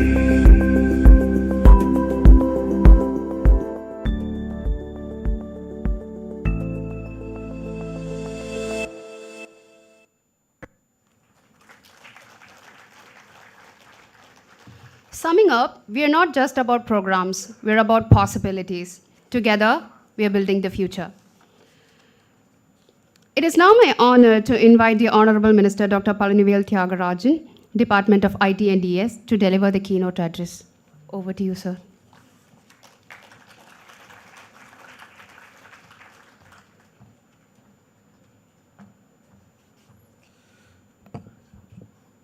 Good afternoon to everybody. Thank you very much to the organizers of the event, particularly our IT&T CEO. I acknowledge here the Additional Chief Secretary of the Department, Dheeraj Kumar, the many heads of departments of all the different verticals in the IT department, some of the other senior IAS officers in the room, all the innovators and learned people on the subject from whom we are to hear on the rest of the session, and all of you, ladies and gentlemen. There's a place when ministers should speak, and there's a place when they should listen. And something like innovation in deep tech and AI there's not really that much for ministers to speak. So I'll try and keep my comments brief so we can get more time with the experts. As the Secretary said, in some sense, this is the nth coming of AI, the third or the fourth. I remember Deep Blue, I remember the chatbots. I'm old enough to have seen many of these come and go. But what I think makes it different this time, other than the obvious results we see and the quality of the content generated through the generative AI, is that we have such vast amounts of data already available, at least in some languages in some countries. And the possibilities that that kind of data can be created and stored at relatively marginal cost of zero. And therefore, that the available content for a machine to learn, for a program to learn, is infinite. Combined with the fact that these days, access to really high levels of computing power is quite democratized through the cloud, and even startups for short periods of time can harness huge amounts of computing power at some reasonable cost. What would otherwise cost hundreds of millions of dollars to build regularly can be hired for an hour or a day. I think the combination of these has really unleashed the creativity and the whole approach to how machines and human beings interact. I say many times that my PhD dissertation back in 1990 or 91 was about understanding human cognition and helping to design computer interfaces with that understanding. That is to say, we want to try and make the machine more accessible to the person. And that was the extent of computing power at that time, the average person, the one that doesn't need to be a specialist. We have reached the other end of that spectrum today, where we are training the machines how to be like humans. And we now have the capability of doing that. Obviously, that opens up a whole lot of possibilities. And to touch upon briefly the nature of this double-edged kind of evolution.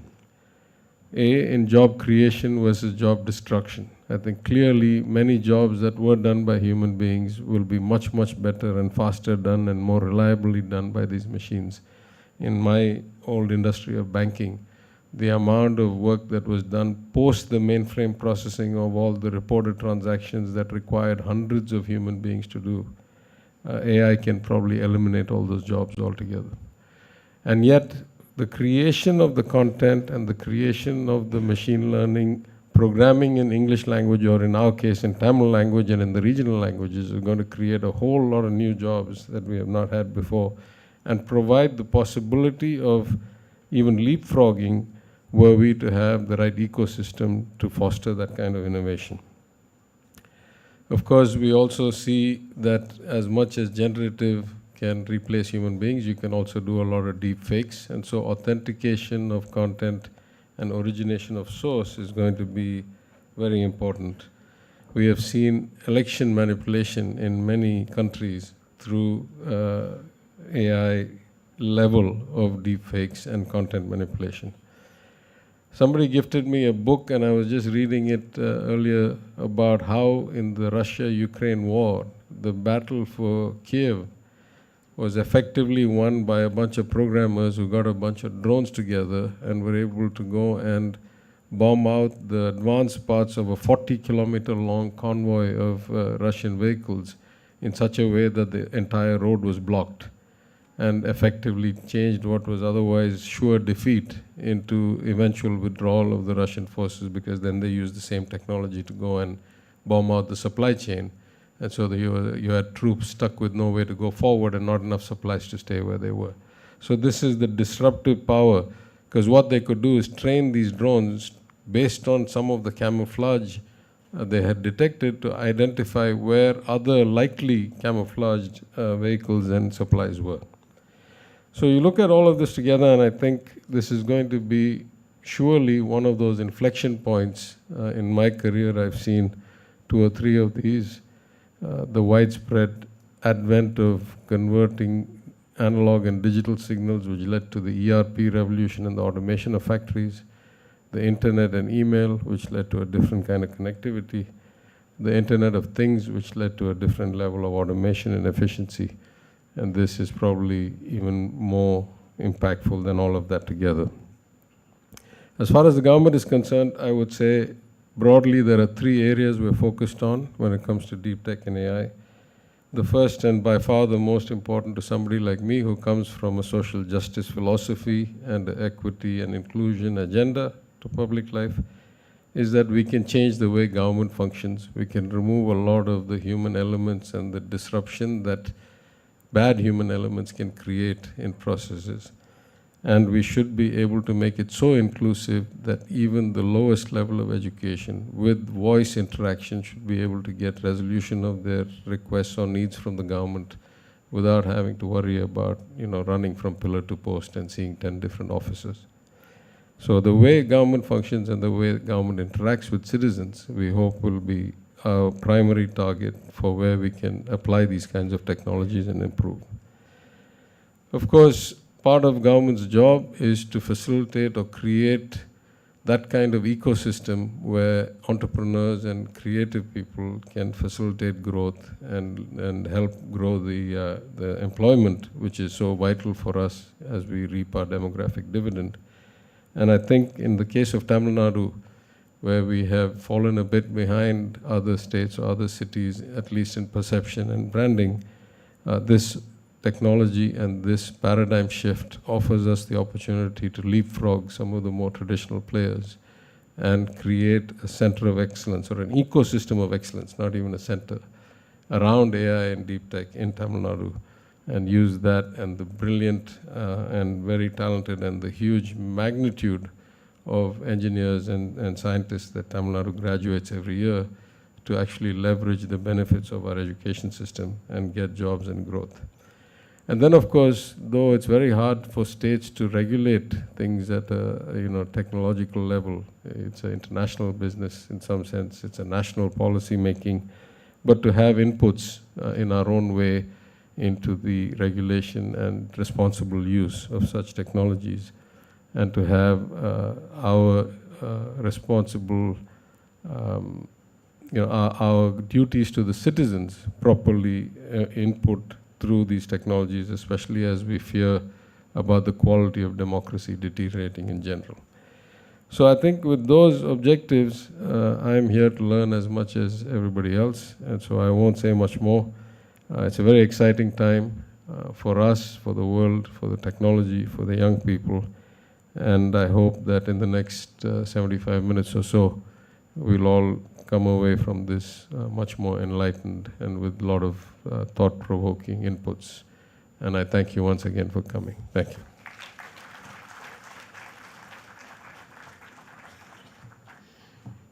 Thank you, sir. That was pretty insightful. And thank you for explaining how AI is shaping up the present as well as the future. As mentioned by our secretary, Mr. Dheeraj Kumar, IAS, sir, we would like to open the floor for a few questions.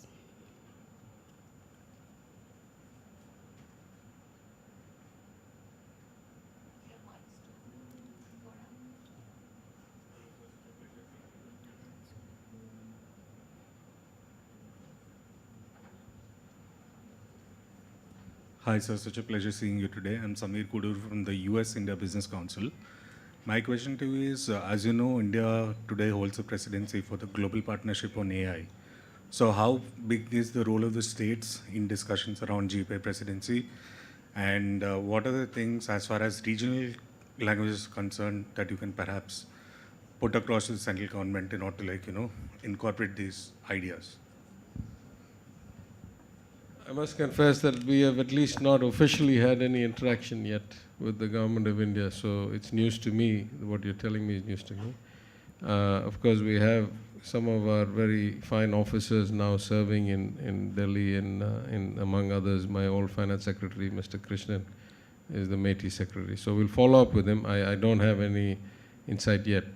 But I will say that part of the issue with regional languages is that the data set and the existing engines in English are so far advanced that it's going to take a bit of work for us. I mean, we have lots of people, we have a lot of history of the language, we have lots of data as a government, but to get all these into a digitized, machine learnable, and in many cases voice learnable format is probably going to be one of the big manual tasks, and then even that some can be automated. I've been looking at technologies for that. But to create those data sets will be the basis for getting that level of sophistication that now exists in English into the regional languages, and it's our job to do that because we all want to preserve our mother tongue and our language.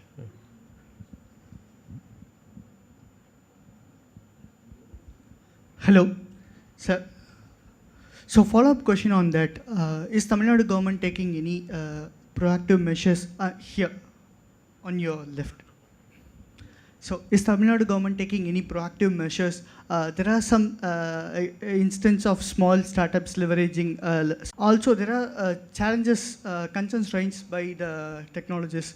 They say that the inscription or the way the Tamil is in the internet, it is not easily be encoded into this machine language algorithms or what you call that in tokens. So is Tamil Nadu government working on any of these areas? Yeah, I think we are broadly in the process of coming up with some incentive and support policies in the IT overall IT space, and certainly as the IT&T CEO mentioned around specific areas like AI. Hopefully sooner rather than later. I must confess that the previous IT policy, which has been around for 5 or 6 years, 5 years, has not had any takers. So something is clearly wrong in the way that our incentive policies were set up, despite the fact that we have seen phenomenal growth. As many of you know, last year Chennai's office uptake was double the annual average of the last few years before that. So something is a bit off in the way we are setting up these policies. We'll figure out. But in the case of AI companies, I think really it's about access to data, access to computing power, and then the basics of anybody else, to have a startup space, to have power, to have decent infrastructure. The second question I think is a bit more complex. Already there's an issue. Tamil Nadu was one of the early members in the UU Code consortium, and we had been moving to come up with all the Tamil text to be machine readable and translatable because of being compliant with UU Code for various reasons. I don't want to talk politically here, but for various reasons that was not quite done, and a lot of proprietary codes were used and proprietary fonts were used.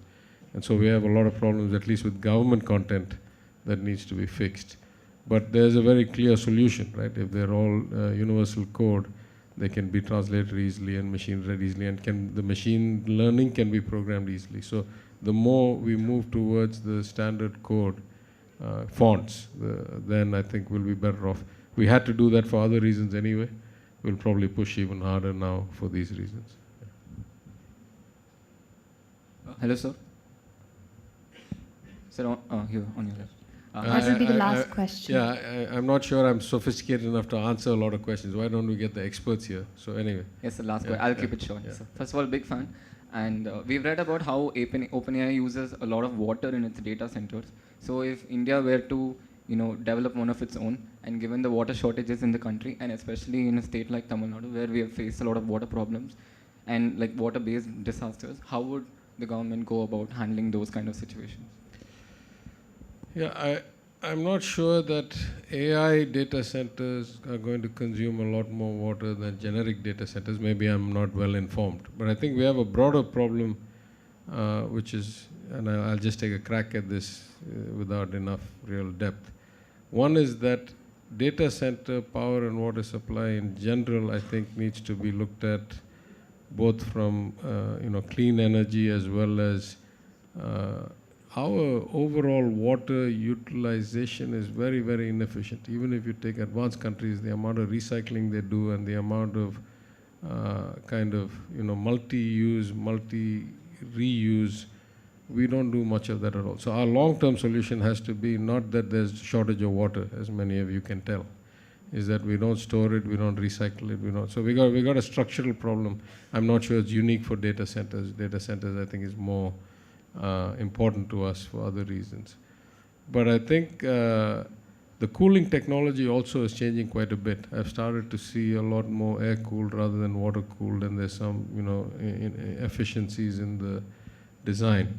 So I think the broader perspective, at least from government of Tamil Nadu's view, is that we want renewable energy and reusable cooling systems with a lot of recycling cooling systems, and that will be true for data centers as much as it's true for any other purpose. And certainly I don't think we have a separate policy for AI data centers compared to data centers in general.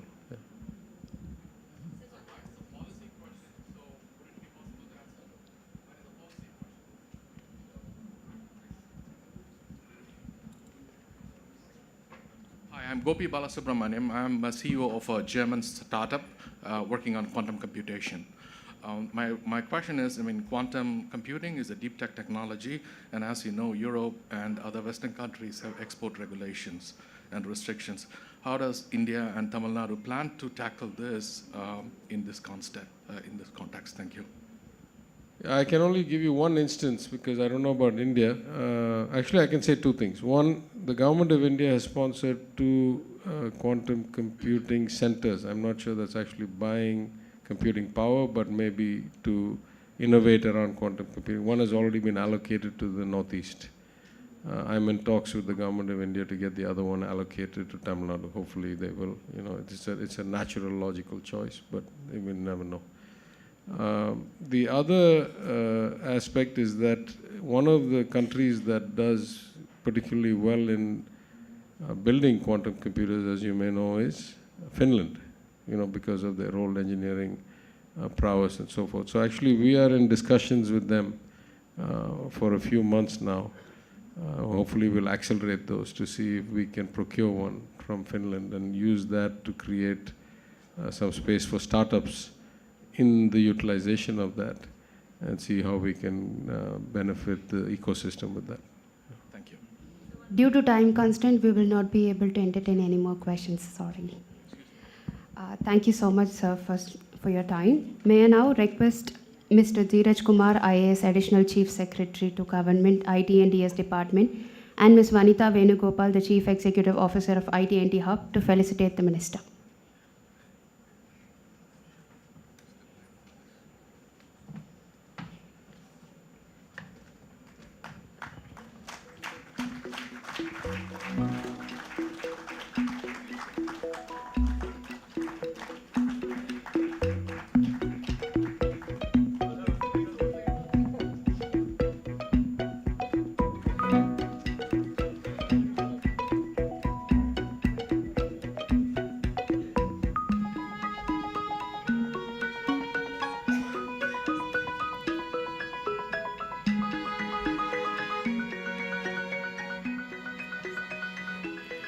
We'll be beginning the next session shortly.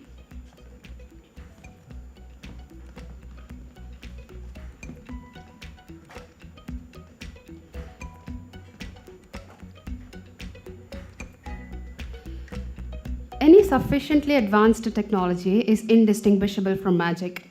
We are now moving on to an engaging fireside chat on the ever-important topic, AI demystified, to demystify the magic of AI, of course. I would like to welcome Mr. Rajendran Tandabani and Mr. Vijay Karunakaran to ignite the minds present in the room. Can I get Mr. Rajendran and Vijay on the dais?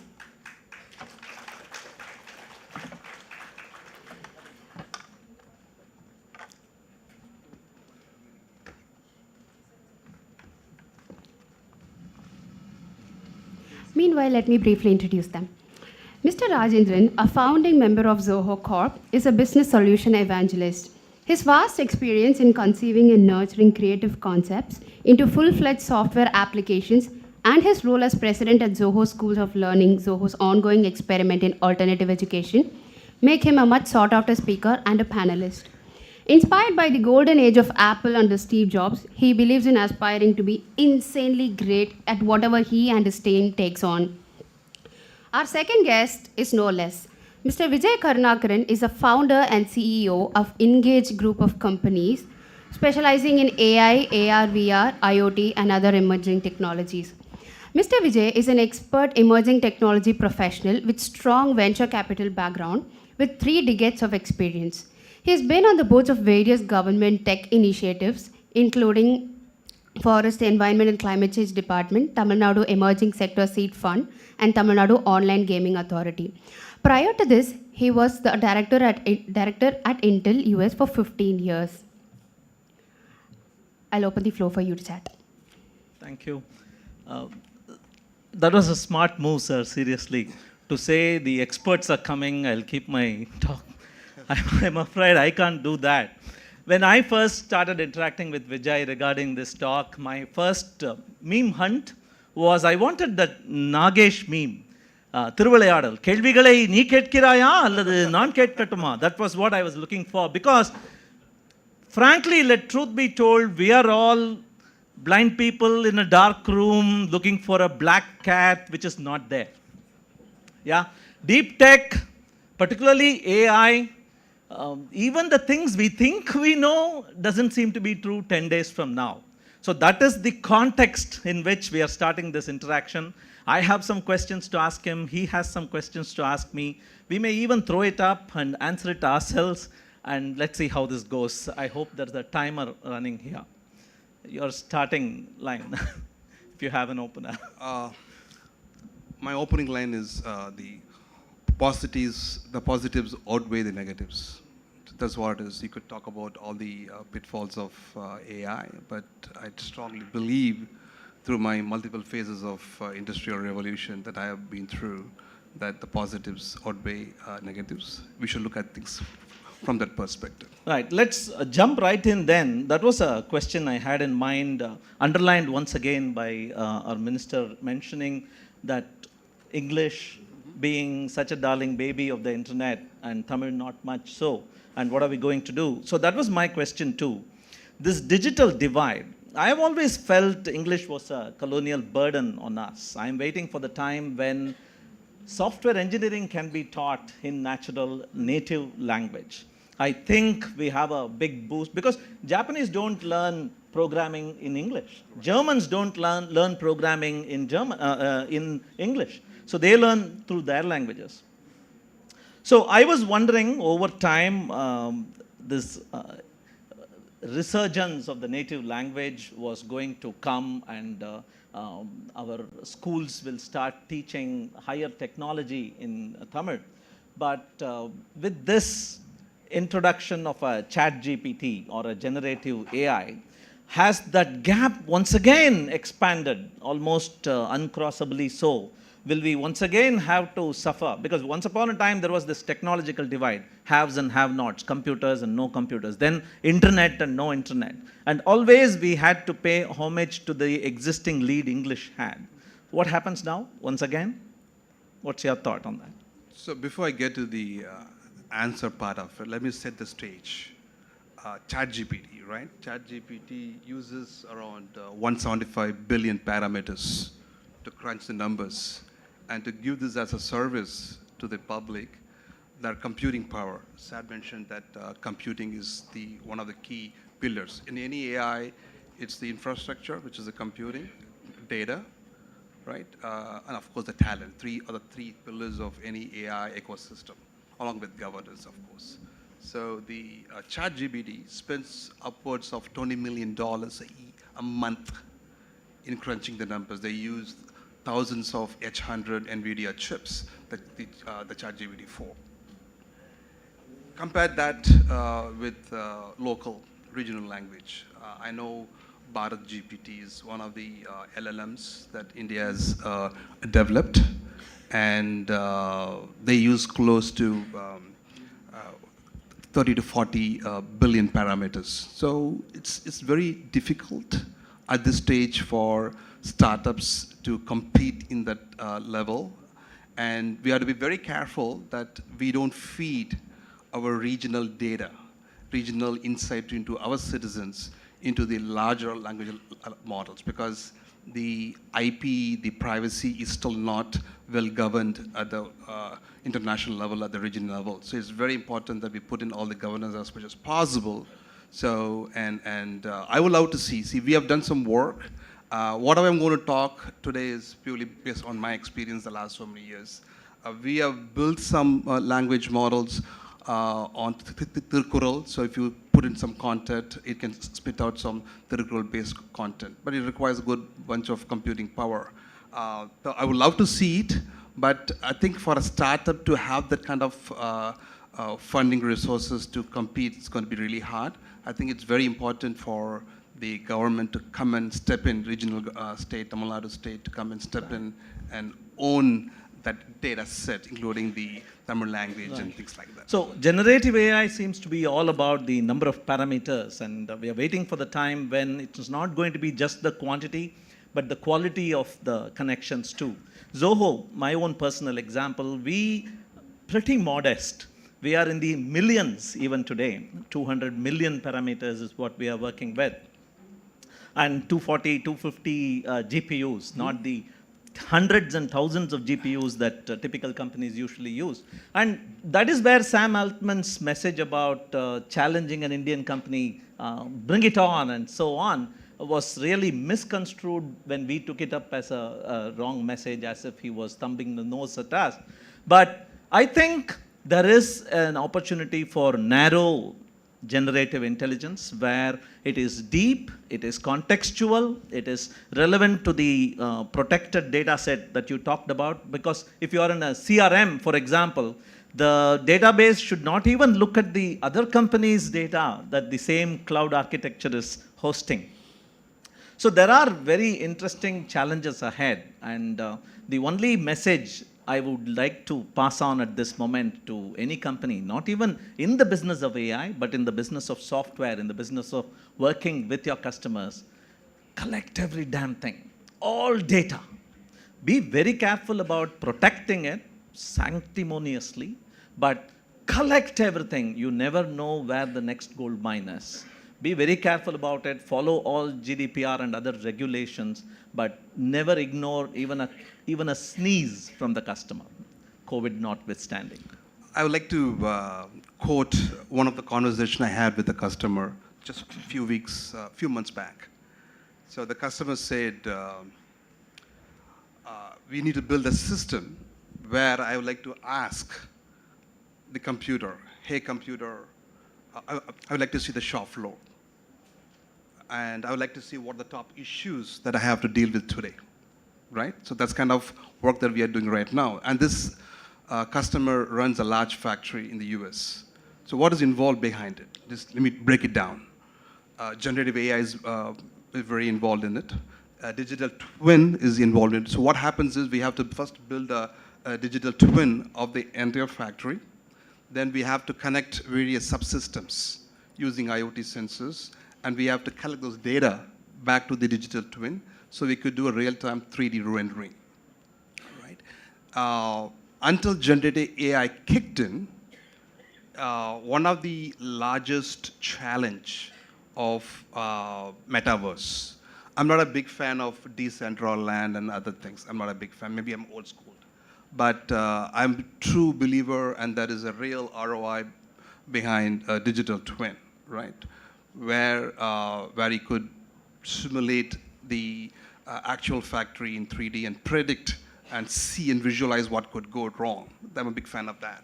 So one of the biggest challenge blockade for metaverse is cost of building content and generative AI. A typical a task that was taking probably a week of man-hours, you could do it probably in an hour's time. Right, so that's the beauty of it. So, and trying to combine and visualizing using AR, VR, or HoloLens. I could be even a holographic, the way Iron Man used to visualize things, right? So all is going to happen moving along. And the current world, which is a 2D world, is changing rapidly into a 3D world. And for that, generative AI is the key element that's going to drive the entire 3D simulation of a world around it. All right. I'm going to come to skilling. Sure. Both of us are in our own ways involved in it. But before that, you are playing multiple roles with the government of India and the government of Tamil Nadu. Right. So my question to you specifically, probably a devil's advocate kind of question, is do startups really have a chance to compete in a level playing field in the deep tech domain? Mm-hmm. Because whenever we say deep tech, it is heavy investment, huge research, a long game marathon, and shot in the dark, right. Which is probably why there aren't as many startup software agencies as there are in deep tech. Right. So what is the government doing about it? What is the outlook? And what hope do Indian startups have to compete in that? I read an article just yesterday. Professor Kamakoti had mentioned 2024 is not just the year of AI. He had mentioned 3 technologies, and all of them fall conveniently in the deep tech space. The first one is space itself. He says it being privatized now, there are going to be a burgeoning thing there. And AI, of course, and med tech, he mentions. Mm-hmm. So what are your thoughts, and what is the government doing? Once again, I'm not the government. I sit in the... But you work with them. I sit as advisor. It's better to learn about what the government is doing from people like you. I'm a tech advisor to the Tamil Nadu Forest and Environmental Department. Yeah. So in that positions, I drove the architecture for the elephant tracking AI system in Madurai. It's going to get deployed very, very soon. It's based on computer vision. So I work with the Forest Department in the other AI-based stuff. So I try to bring in my expertise over the last 20 decades of experience, right? So I think there's a lot of work happening from the Forest Department in terms of AI. Other things I wouldn't know. And I don't want to comment on, especially in front of the HODs. Let's move on to skilling then. Yeah, skilling is an area that is pretty You work with thousands of students. I work with hundreds of students, all of them in the cusp of their career. You probably fill a gap. I provide an alternative path. So what do each of us have to say? So before I get there, right, I think, there's a lot of fear about people losing jobs and things like that, right? So I think we have gone through the computer revolution, and there's a repositioning of jobs. That's what happened. That's what's going to happen now. There is a data set that says only 5% of any job can be completely automated. Only 5%. The remaining, and probably 30% of jobs can be automated, close to 30-40%. Having said that, there has to be and there will be a human touch to it, right? And that is the repositioning of the current jobs that is there in the market right now. And there are new roles coming into play in terms of data science, data engineer, DevOps engineers. And that's what we do. So we are one of the large training partner for state of Tamil Nadu in terms of non-Mudalvan. So we teach close to 30,000-40,000 students every semester, and generative AI, data science, analytics are one of the courses that we teach. I think talent is there. The talent is there. Probably the depth is what is missing. I think we need to solve that. So I need to check your glasses. I don't know if they are rose tinted, because I have a much more depressive view of the things to come. See, 10 years from now, there may be 100 times more jobs, more avenues. Probably there doesn't even need to be a job. Why do humans have to work as an angle? I'm an artist. I take care of my parents. Could be a job eventually. Probably that time is yet to come. But for the majority of us in the age group of 30 to 50, we don't have the luxury to wait 10 years for the things to settle down. Right. This is what I told my colleagues and my friends when COVID year number 2 was running. Mm-hmm. I told them things are going to get a lot worse before they start getting better. And that is the phase I think we are in with respect to the displacement that AI is impacting on all of us as business runners, as employees, as learners, as students. And I think the authorities at both the private and the government need to take cognizance of this. And yes, some bit of governance can happen, some guardrails can be set, but individually in each of us, there has to be an awakening that things are not going to be a smooth continuation.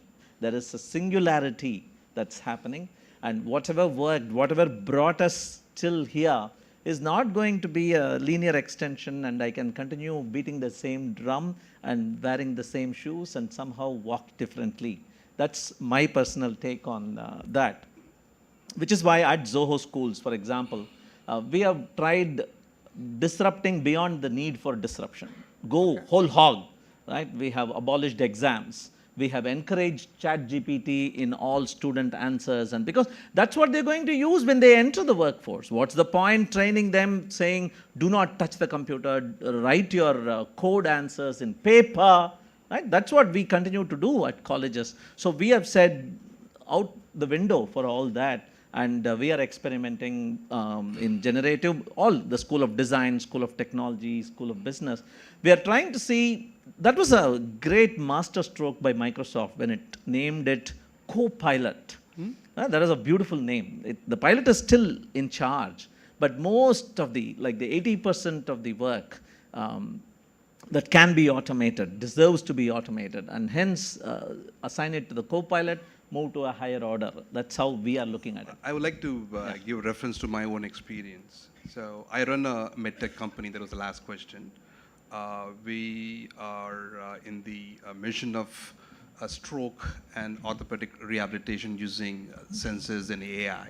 So all my AI engineers are been hired from tier 2, tier 3 cities, right? I don't have anybody from the IIT or from the Anna University Indian Engineering College. They're all from tier 2, tier 3. Given a 3 months training, I can, with full confidence, I could say that they can do what they need to be done. So. So definitely yes. Right. I think I'm not too worried about the talent. Yeah, I hope you will agree. I don't have anybody from IITs and IIMs. It's not people beating a track to your door and you saying no to them. They don't come, we don't take. That's the story with Zoho also. You guys have fun somewhere else, happy. We guys having fun here, fine. There is place for everybody. That's the take. Okay, tappa ninchikadinga. Yeah. No, I agree. Yeah. I agree. Correct. And if it's IIT, I have to listen to them. I rather want people to listen to me rather They than wouldn't want to come to Tenkasi. Yeah. We have been asked to close in 2 minutes for Q&A. Yes, yeah. Q&A. So your closing thoughts. I think GP. I had a question. Probably I should slip that in. My question was about deep tech, not just AI. Deep tech. Yeah. It being a high-hanging fruit, a long gestation period game. Autonomous, imagine there is a kid here, 20-year-old, star-eyed kid wanting to build an autonomous vehicle that will meander through T. Nagar Ranganathan Street. Yeah? Amazing project. But he is not going to work in Ranganathan Street. Yeah, she may probably succeed in 15 years. My question is, who gives her that stamina? What can we do to empower such people, play the long game? How do we take their eyes off the low-hanging fruit of an IT job in a software company in Chennai, in an IT park? How do we get them to also understand that there are these longer ones? So it's the difference between chick-lit and the Ramayana perhaps, and the Mahabharata perhaps. Aduvum irukku, appadina how do we show? Your thoughts. My thoughts, I think you have to empower the startups. You have to empower the SMEs. How? So you have to put the use cases. I think IT can do a good job in figuring out. The IT industry can figure out all the digital services that has to be implemented in the state of Tamil Nadu.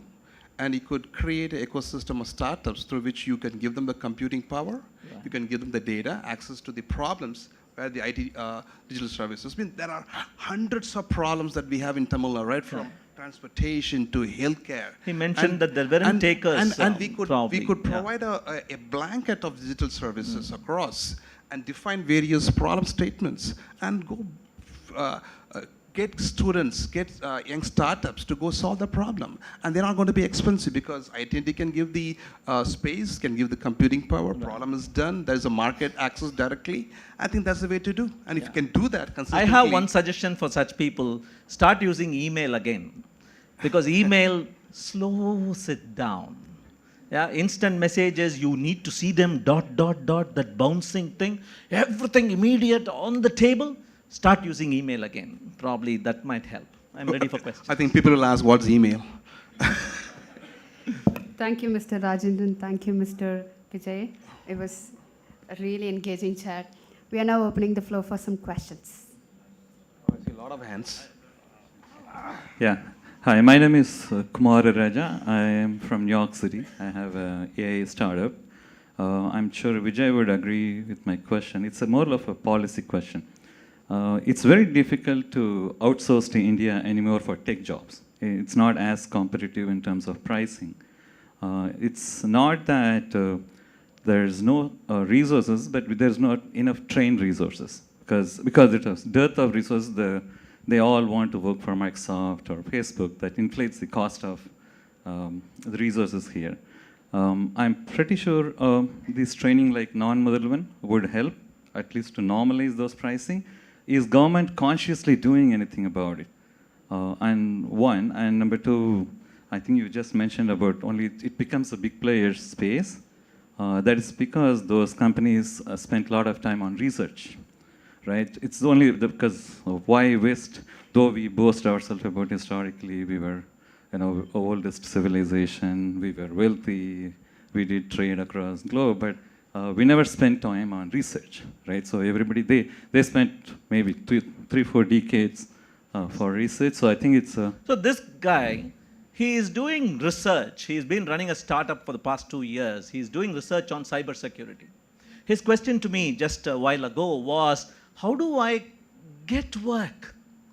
So I told him, I think we are all sabikapattavargal, cursed. You probably have to widen your network, do some work for free, live within your means. That was the kind of advice I could give him. So yes, I'm sure he empathizes with you. Yeah. So, one quick question. So I don't want people to look India as a low-cost center, right? That should be the case. Yeah. I think we have the IP, we have the talent. Come for talent, not for talent. So cheap Israel, money. I remember Intel, right, went to Israel in the late 70s just as a low-cost center. Now, Israel drives the whole revenue for Intel, right? That's how it works. So I think we have the talent. Give us the problem. We will solve it for you. Yeah, I mean, just to why I brought the question is, few of, at least 5 of my friends, they're all going to Central America and Americas, other than the North America, for setting up shops, and they're not too upset for setting up shops there. So yeah, the English is not the first language there, they're Latin or Spanish, but they're all catching up. So we have to be aware of that somebody is eating our cheese, right? So, and proximity to the Americas are, a big advantage for them. Though they don't have too much power, so of us also, right? Even India doesn't have a trained, we have a lot of trained engineers. We are running out of time. Yeah, he made his question. We can take this discussion outside post this session. Thanks. Hi, I have a question here. No, we are running out of time now. If you have any further questions, you can take it out post the session. Thank you. இல்லப்பா wait பண்ணு அவங்க விட்டாதான் நாங்க வெளிய இருக்கோம் பேசலாம் அவங்க கிட்ட. One last question கேளுங்க. Yes.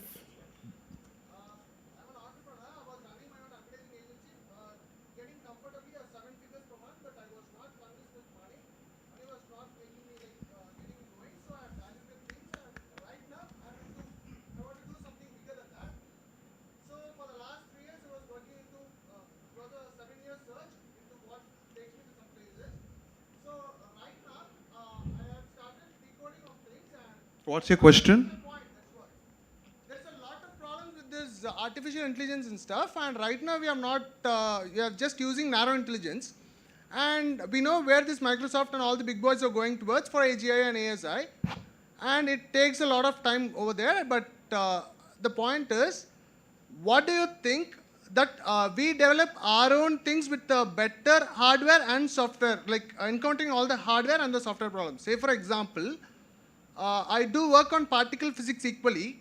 So I want to counter things. What's the using question, this. boss, please? Okay. So that's what. What is your point? If we develop AI as a third front, countering Microsoft and Google. But that's It's going to be a long answer. Let's take it offline. I'll probably answer. I'll give you my version of it. Yeah, I I don't just know want what my the right opinion. answer is. See, 3.5 to 4 versus 4 to whatever next is going to be extremely disappointing. Most AI luminaries are now saying that we have hit the ceiling of the wrong room. Intelligence in the true sense of the word is not coming. Yesterday, for example, I had a Tirukkural misadventure with ChatGPT. Try asking ChatGPT for a Tirukkural about something and it generates its own Tirukkural. Seriously, it happened to me yesterday. Okay, 421 numberoda sethu solludu. Okay, they are saying that there is some secret sauce that is missing and they are going back to the drawing board now, which is not hardware and processor and water intensive. It is brain intensive. So probably that is the direction you need to take. AI, the hype is real. It has hit the ceiling of the wrong room, is my opinion. Your entire advertising business is completely now driven by AI. Diluted that. Money was not convincing me, so I've diluted that. And just before a short span of time, as Michio Kaku has rightly said, the one who is gonna, there is a big race for this quantum computer. Sorry? Michio Kaku number the nirthunga. Yeah. Sir, can we take this discussion later? We are running out of time. Thank you so much. May I now request Mr. Anish Shekhar IAS, MD LCOT, and Mr. Praveen Nair IAS, CEO TNEGA, to felicitate the speakers.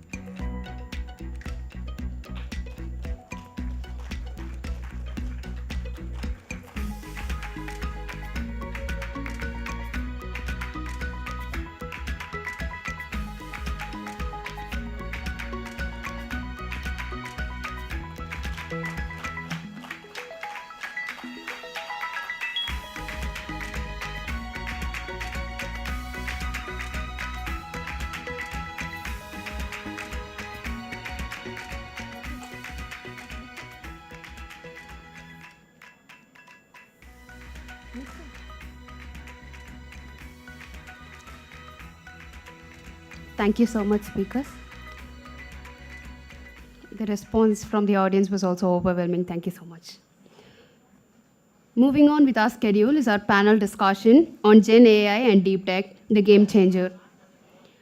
I would like to welcome the panelists to begin this session. But before that, I'll give you a short introduction about them. We have Ms. Nithya Subramanian, Head of Data and Analytics, AMEA, Kellanova. Can you have you on the stage, ma'am?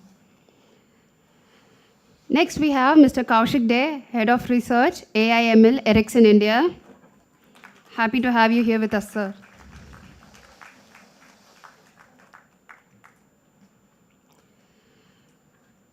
Next online, we have Mr. Gopalan Uppiliyappan, Head of AI Center of Excellence at Intel Corp.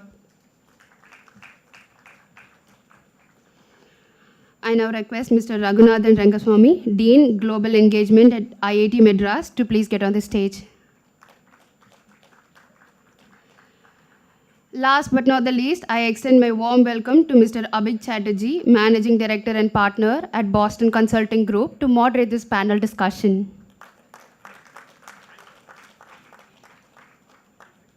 Over to the panelists.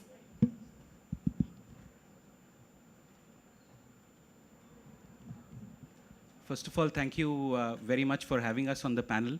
I was for a moment getting surprised why call a non-Tamilian to moderate a panel in Tamil Nadu.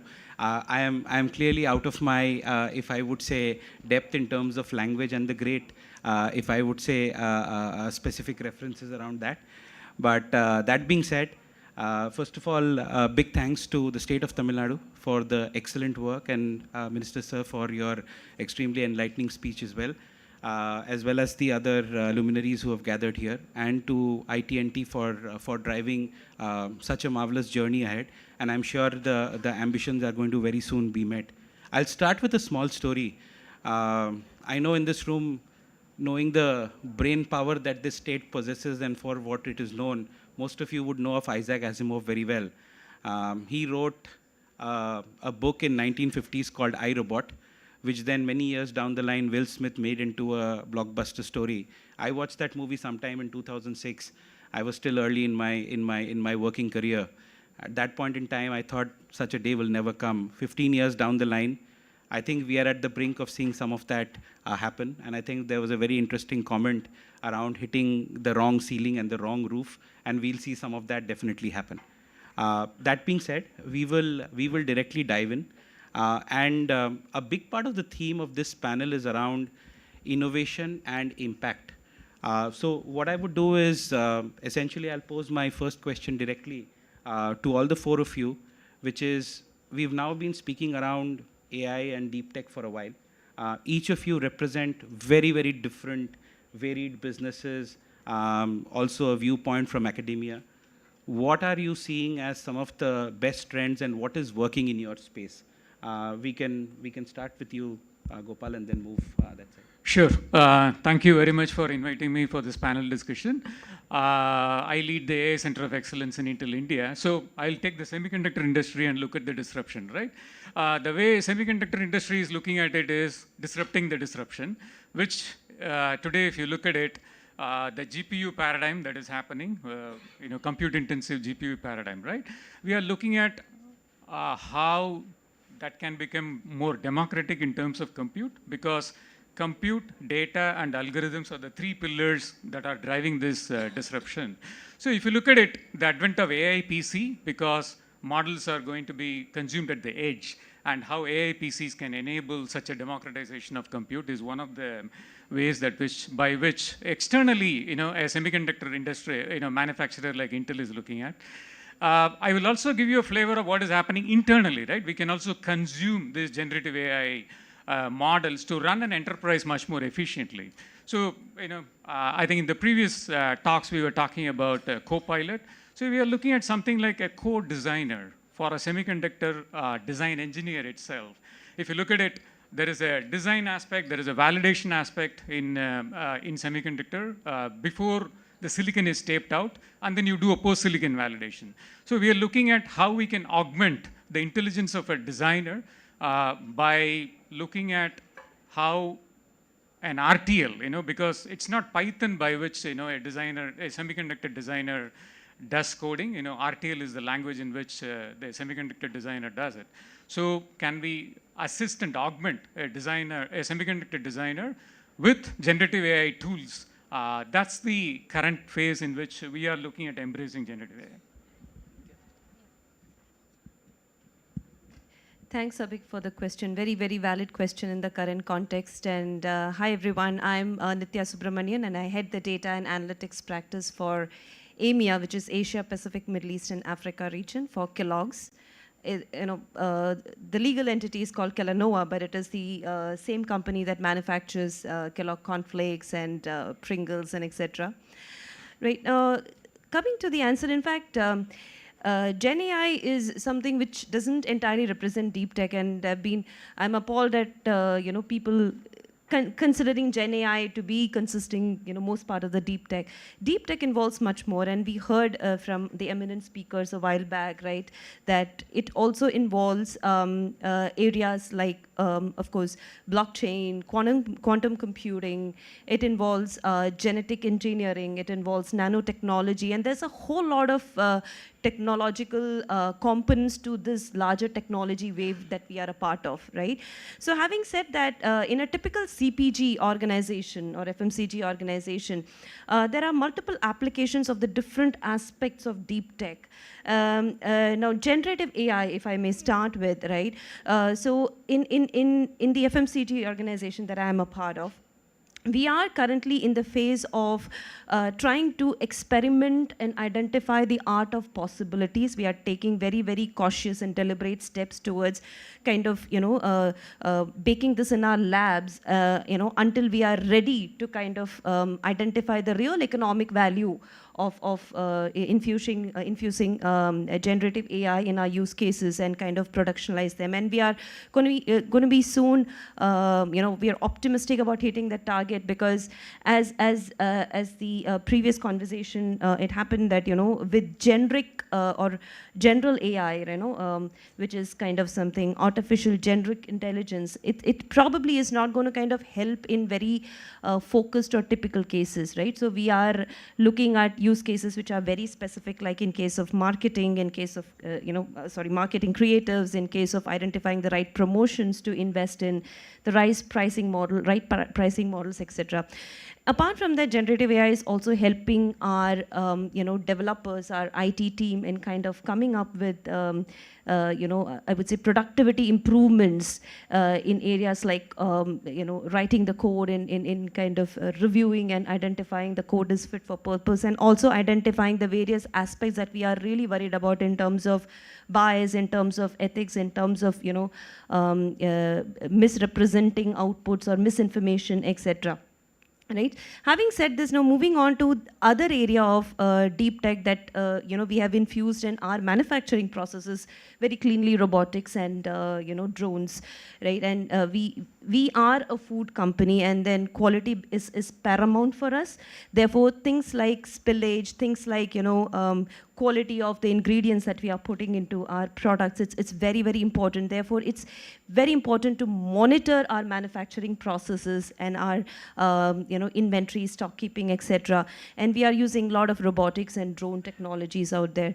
Yeah, so these are typically a few areas that I could see in my current organization, which we are like kind of maneuvering and pretty early in the early stages. Yeah. Sure. Thank you. Kaushik. Firstly, thank you for thank you for having me. It's an honor to be here, and thanks Avik for the question. So, speaking about disruptive technologies, first in the context of Ericsson, we are committed to become the leaders in 6G. And when we say 6G, 6G is going to kind of transform the way a lot of things operate, be it at a personal level or even in the industry front.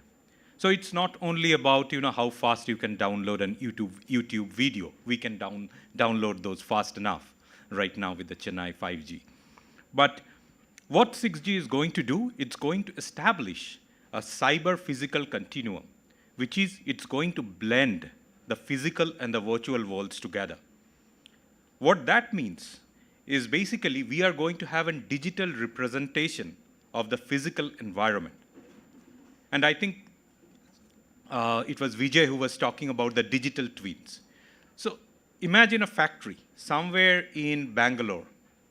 If we have a perfect digital twin of that factory, and if I am able to render the actuations in a low latency mode, then what I could do, I could have people sitting right here in Chennai. They could operate in that assembly line which is there near Bangalore, and they could collaborate at the same time with the physical workers there in Bangalore. This kind of low latency, multi-agent, multiple people collaborating across both the virtual and the physical medium will be possible through such cyber-physical continuum. Now, this is a great story, but what do we need in order to build the cyber-physical continuum is actually the digital twin. Building a digital twin of a system is a non-trivial task, because you not only need to build the visual representation, you also need to build the model of the environment. If you take a certain action, if you turn the in the virtual environment, how much would it actually turn in the real environment? How much force you are going to apply? What if there is some rust? So how do you actually represent the environment? You can operate, a scalpel remotely. But then we want to go to a frontier whereby it is not only looking at the vision, but it is also getting all the 5 senses of feedback. So getting a haptic feedback, When the doctor presses a certain muscle, he gets a haptic feedback. When the doctor pushes the scalpel, you need it at a very low latency, because a millisecond of latency can transform into a half an inch, or say, for example, even 1/10 of an inch of added incision, which could be the difference between life and death. So, number one, it's going to enable the digital twin. Once you enable the digital twin, the opportunities are endless. One is we could bring down the cost as promised lands. But in terms of how it affects academics, of course, it affects academics in multiple ways. It looks like every department now is partly an AI department. You can't be a biologist without talking about AI. You can't be a material scientist without talking about AI. You can't be a chemistry person talking about AI. Remember the days chemistry people will say, no. A lot of people are saying, what can I do? If I were designing this very specific catalyst and so on. Now they have this magic program which will design this. Go out of a job is not only true for general folks, it's also true for academicians. And if you can have a ChatGPT teach you everything, how do I go and teach in a class, right? If so much information is available in YouTube and you can ask any question and get an answer, what is the differentiation that I'm going to do in a class and so on? So those are all very interesting questions. But I will generally say, from an academic viewpoint, I think it's a very exciting time because you are a part of building this, not on the other side of just using this. So in that sense, the potential is enormous, and it's not very clear where this will end up. As someone said, predictions are hard, particularly about future. So I was just looking at having fun with this, and the greatest time to be in this area in academics. Super. Very interesting perspectives. And I'll shift to a slightly different angle now, which is an angle around, and I know there's a lot of passion in the room, but not to dumb it down. We spoke to about 2,000 executives, about 2,000 CEOs end of 2023, as in BCG conducted extensive research. The question we asked them was, is Gen AI, deep tech, all of the fancy technologies, whatever we can name it, is it writing seriously down into your bottom line, correct? We got some startling answers. 11% said definitely yes. We are rallying money, we are rallying effort, people, etc. 37% said we are still experimenting. And roughly half of them, which is 52%, said we are still not very sure, correct? Now, this is good and bad both ways. Good because it throws opportunities for country and states like us.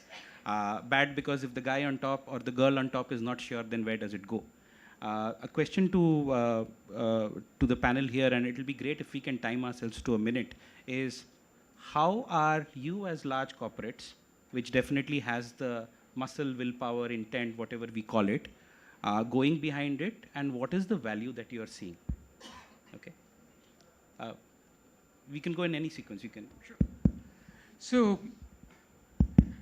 when we embarked on this AI journey, right, we also kind of noticed that the mortality rate, sorry, I'm using a very depressing term, mortality rate in AI projects is 80%. So if you're pursuing 10 ideas, only 2 will go to production or the so-called going live, right? So we have come up with frameworks and approaches on how to find such signals, symptoms in an AI project so that you can weed those ideas much, much earlier. So we in fact have a framework called taking an idea to production, right? Right from idea to production. How do you go through a systematic process by which you eliminate these false alarms or emotionally charged ideas, but will not translate to value? That's the way by which we have, again, have we mastered it? No, we are in the journey of figuring this out, right?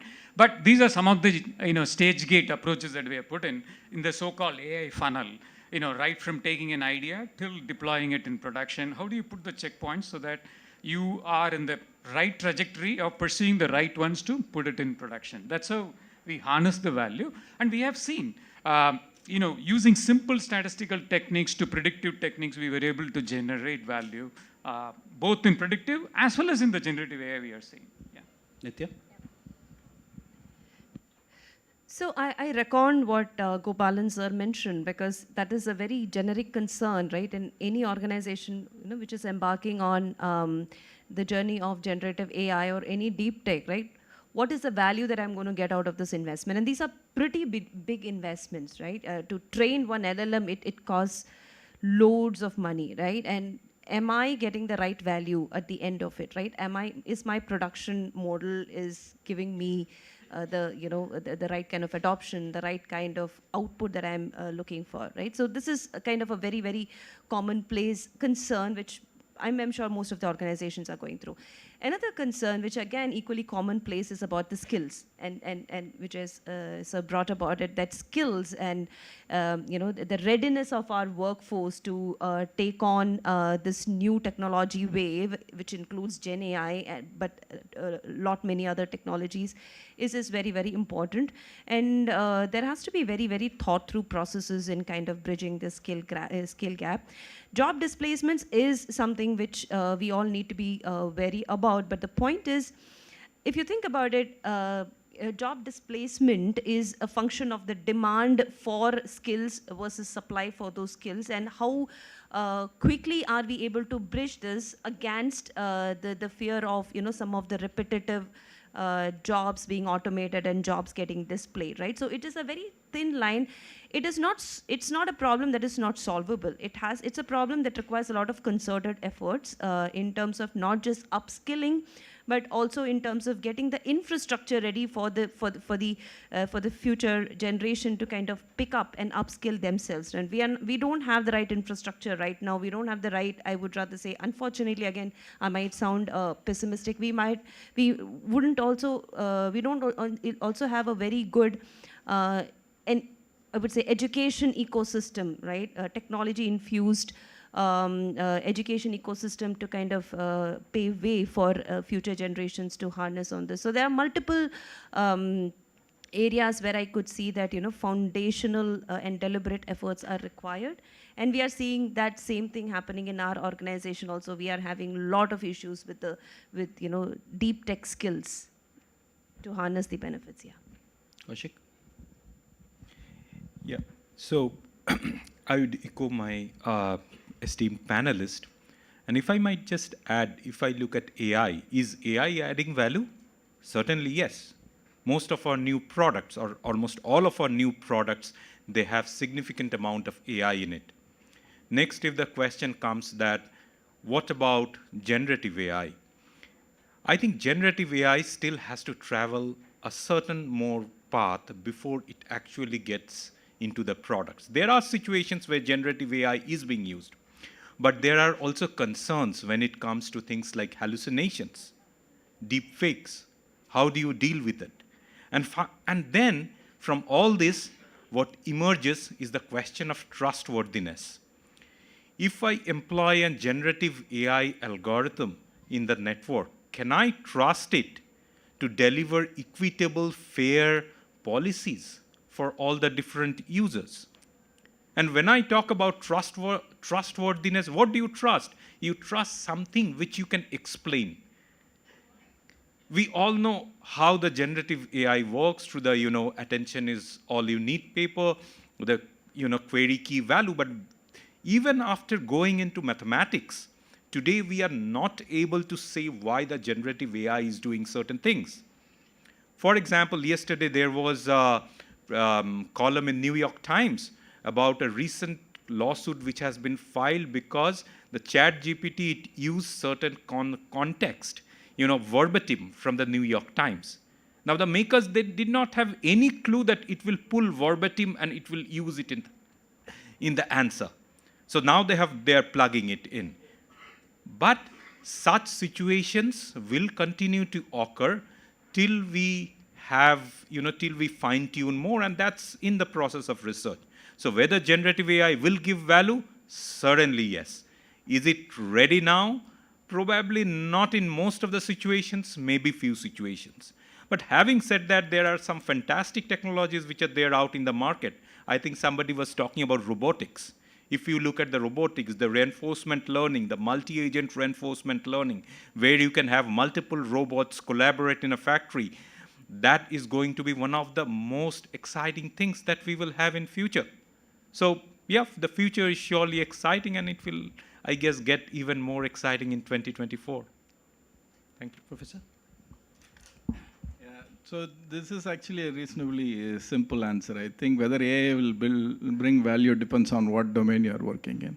For example, I don't see as much value being created by AI yet in manufacturing, for example. So there are certain aspects to the problem that one should look at, whether AI will bring value. So it has to be a large data problem. You should have reasonable amount of labeled data, or you should be able to generate synthetic data. And the most important thing is that if you make mistakes, the impact of that mistake should be minimal. So if a field has these characteristics, I think then AI has a lot of chance at succeeding. But if it's a small data field, or labeled data is not there, or mistakes are very expensive. For example, how many of us will go and sit in a flight where the probability of going to your location is 99%? Right? We will never do it. 99% is a great number in AI.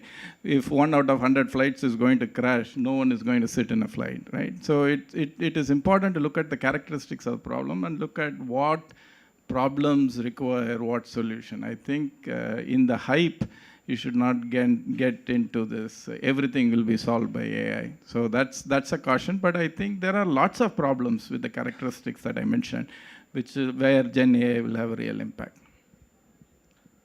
No, great points. I think the good part about the responses, we touched upon not only internal processes, how you're gearing up, obviously skilling as a part of it, and the entire readiness around the problem, as well as the value that understates is. Professor, we'll take the question from you back this time, and that question is, I mean, obviously you embody academia. The world tomorrow, I mean, the moment we talk about all of this future technologies, be it Gen AI, deep tech, etc., readiness of talent becomes extremely, extremely important, correct? Now, whether it being to solve problems for the government or even problems at a local level versus corporate, etc. And I'm sure there are many questions here in the room around as an individual. And if we look back at our careers, we didn't start as Gen AI experts, right? We've gained or picked up this knowledge. Any 2 words around advice to the talent in the room, how to pick up that, and more importantly, as a premier institute, how are you guys in terms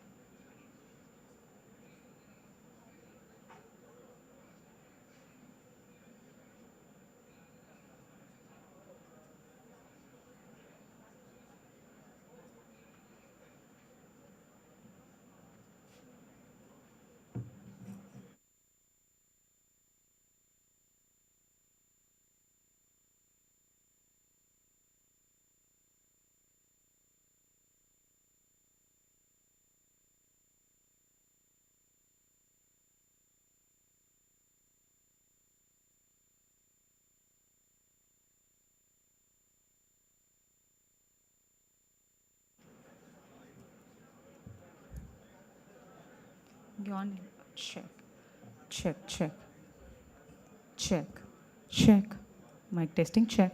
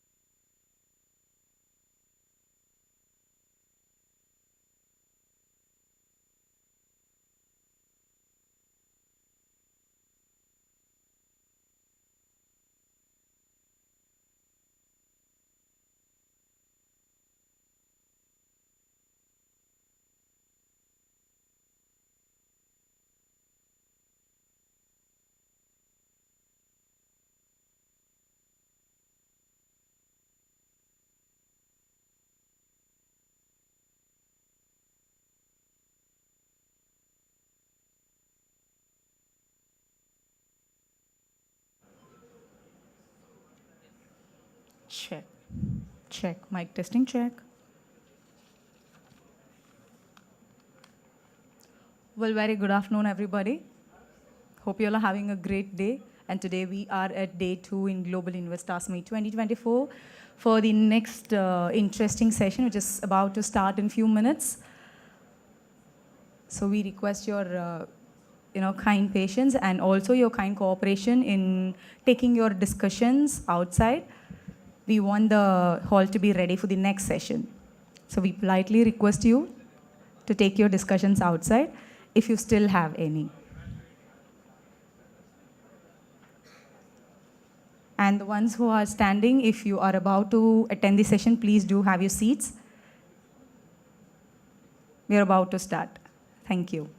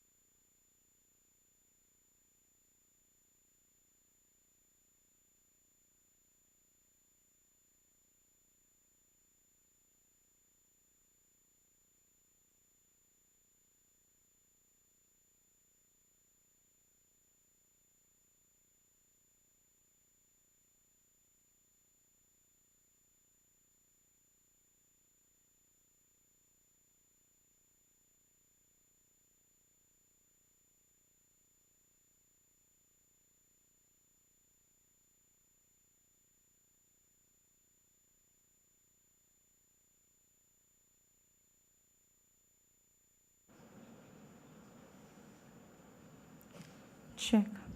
Yeah.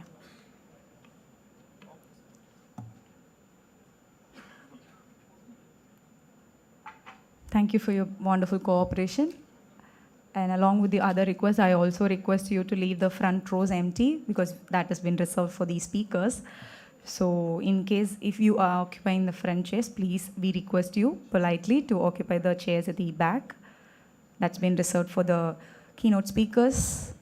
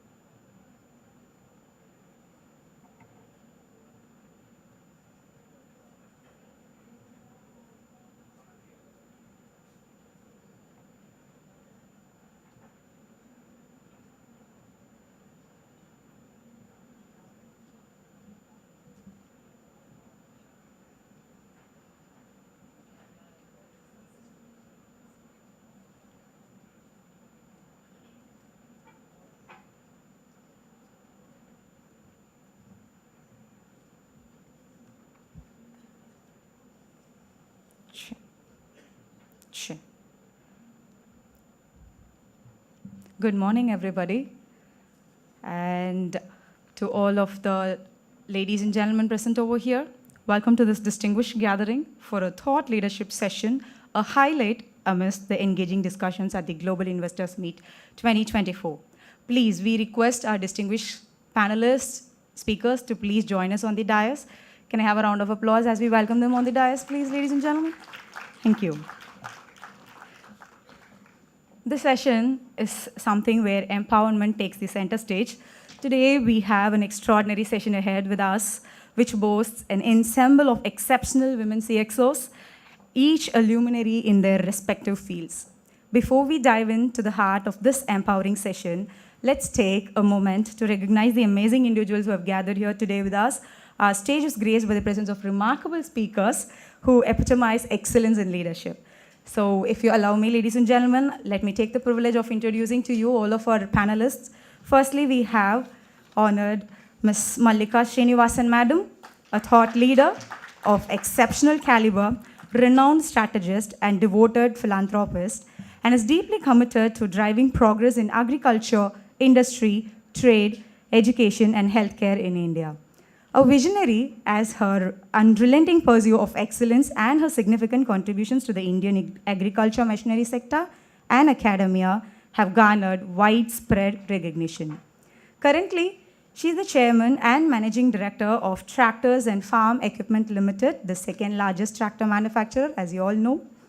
Additionally, she holds the esteemed position of the chairperson of the Public Enterprises Selection Board, Government of India, and she led the B20 India Task Force on Inclusive GVCs for Resilient Global Trade and Investment. Her remarkable contributions extends to the boards of prominent organizations and institutions, including Tata's ISB and IIT Madras and Sankar Nethralaya, etc.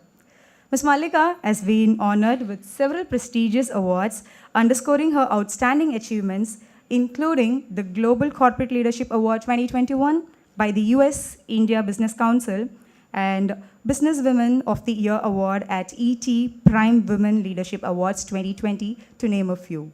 So please put your hands together for Ms. Mallika Srinivasan, Chairman and MD, TEFE.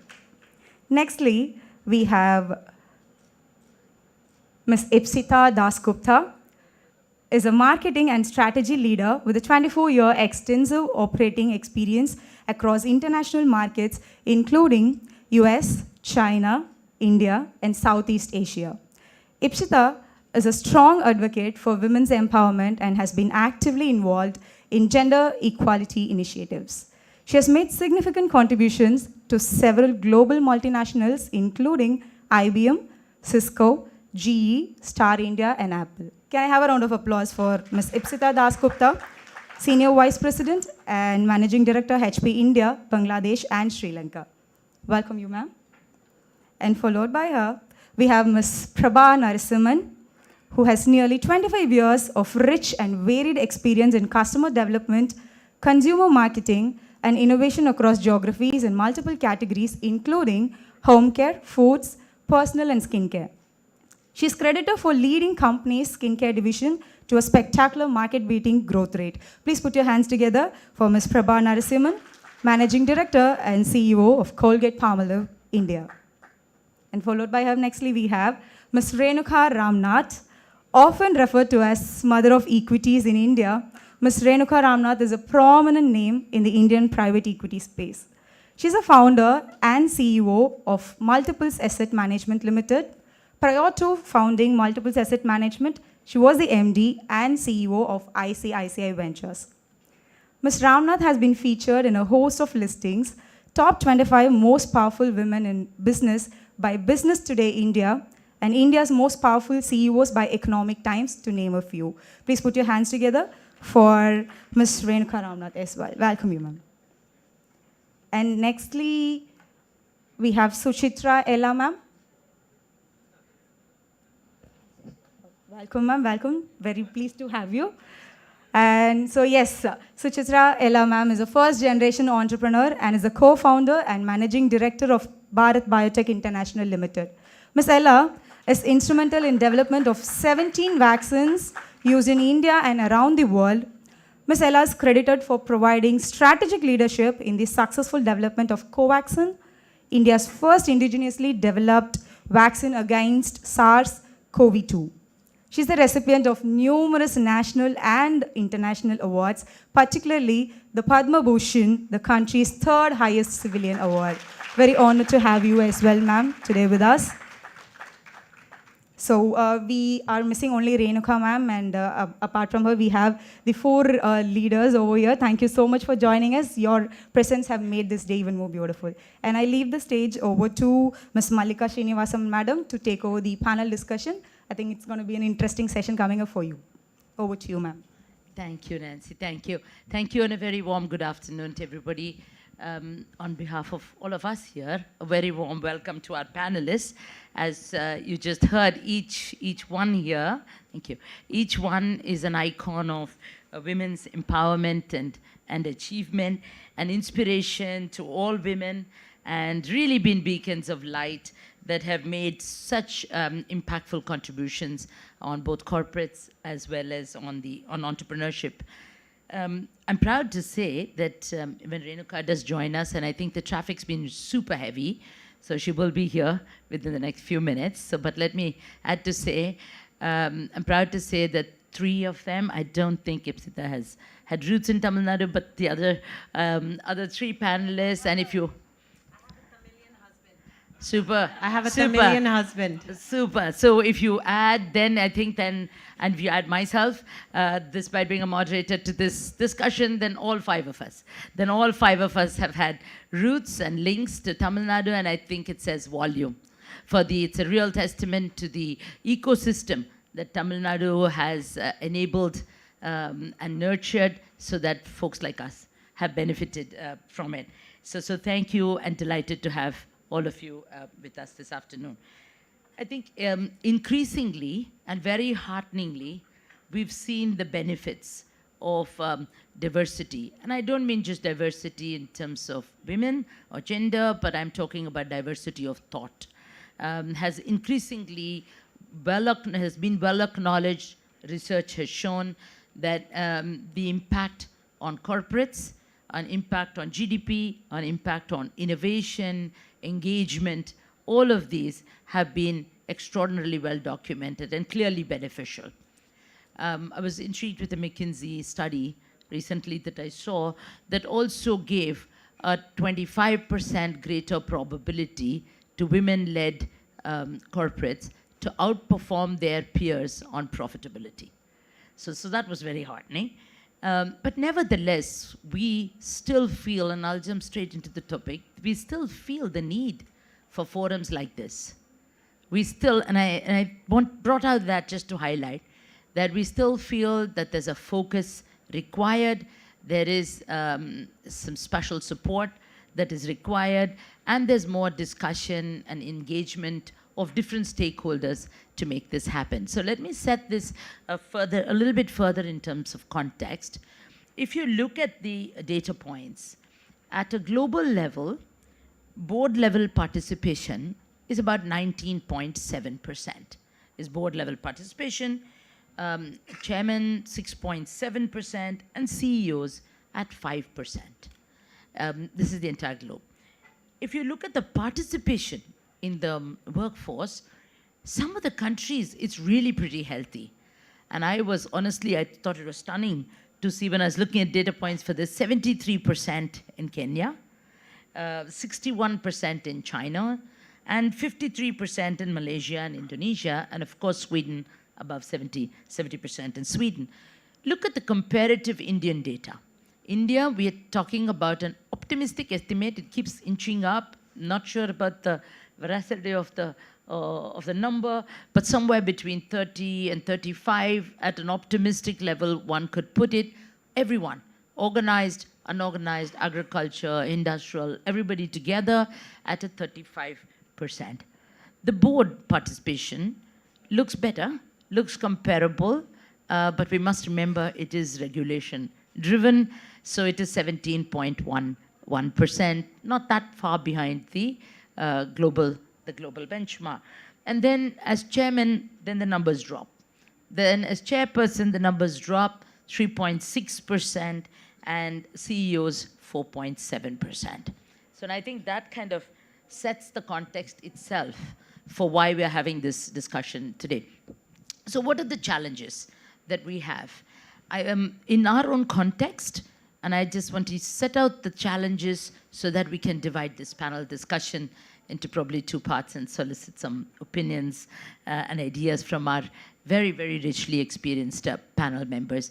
And the challenges are like this. The first challenge is India seeks to be the number 3 in the world, is certainly heading there. It's heading there. But if we have to get our GDP up and our GDP per capita up at an accelerated rate, the role of women is going to be crucial. Without that, it's going to be a much tougher climb. And I must emphasize, we are in this Global Investors Meet of Tamil Nadu, so I must emphasize, I see some posters here. Unfortunately, this room doesn't talk about the one poster about Tamil Nadu women that is there in many of the other conference rooms. So I will use the data points that yesterday we heard the Chief Minister, we heard the Industries Minister talk about, and I will touch upon that to say if it is certainly higher, the participation of women in the overall workforce in Tamil Nadu is much better than the national average. And there are some lessons here. It's much better than national average. Manufacturing participation is pretty low, 10 to 11% if you take across the country.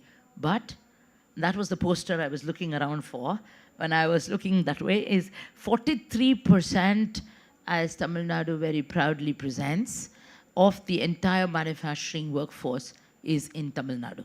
I think that's really saying something. So there is something in this ecosystem.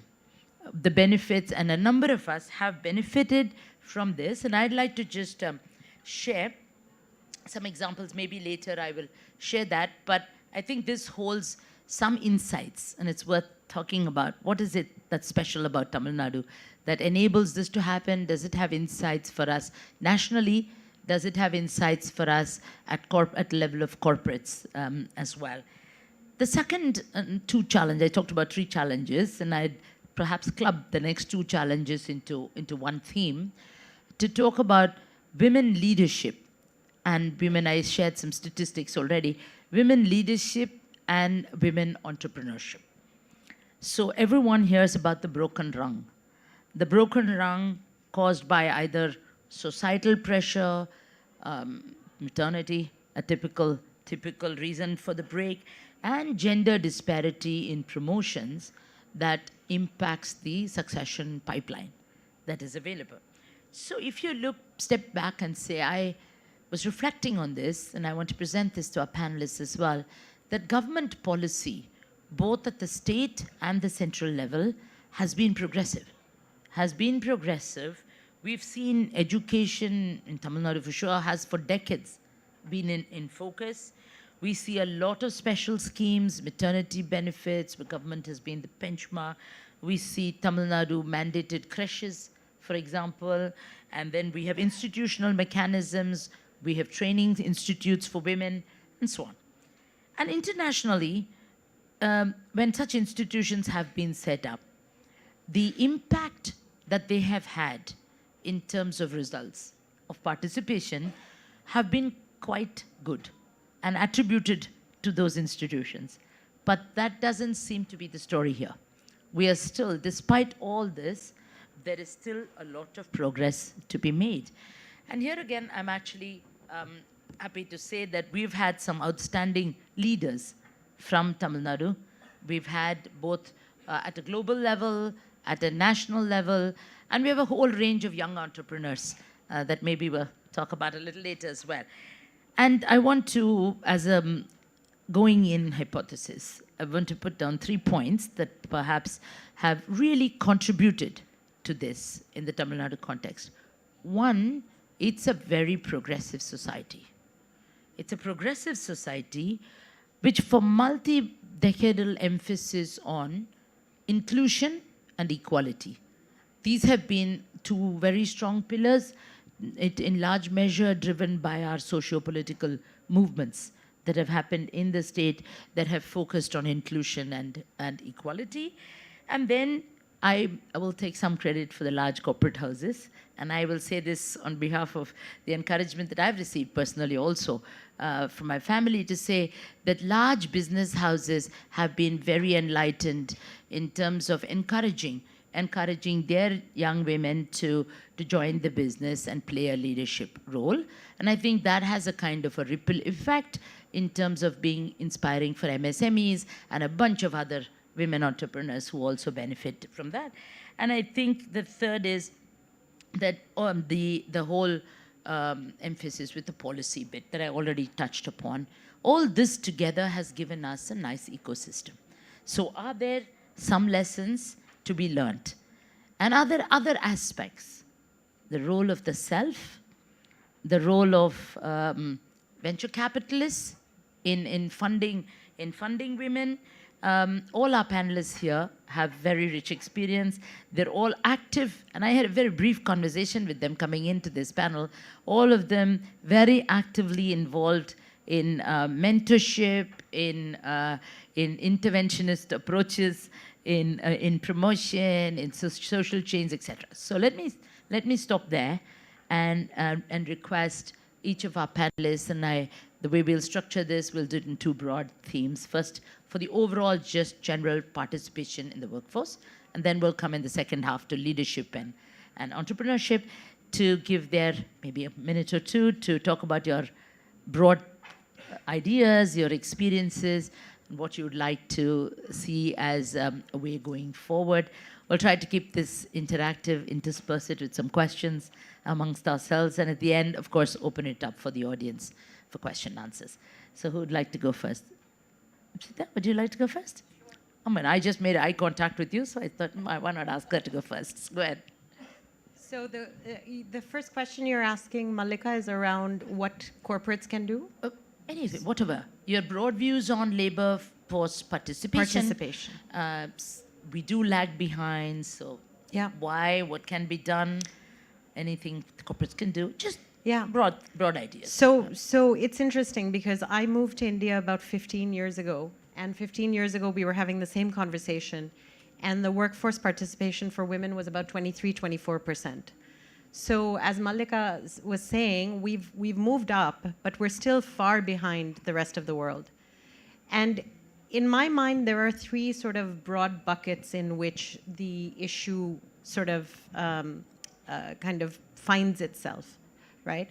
One is the one we can't ignore at all, which is society and the personal environment that women are in. And I find, if I look across the parts of the world that I've worked in, I've lived in 9 countries, the level to which stakeholders in an Indian woman's life can have an opinion on what an Indian woman does is more than almost any other society I've ever seen. And that is a huge factor. If you can imagine, I mean, you think about, that is bureaucracy in a person's life, right? Like, if you have to make sure that everyone from your in-laws to your parents to your neighbors to your spouse to your children are okay with the choices that you make in your professional life, it's a huge thing. So one, I think we need to think about the way in which we help women deal with this level of stakeholder management, right? I'll talk a little bit later about an example that I talk about from earlier days in another company of what we did in terms of bringing the mother-in-law in and actually sort of, and in fact, I'll give the example right now.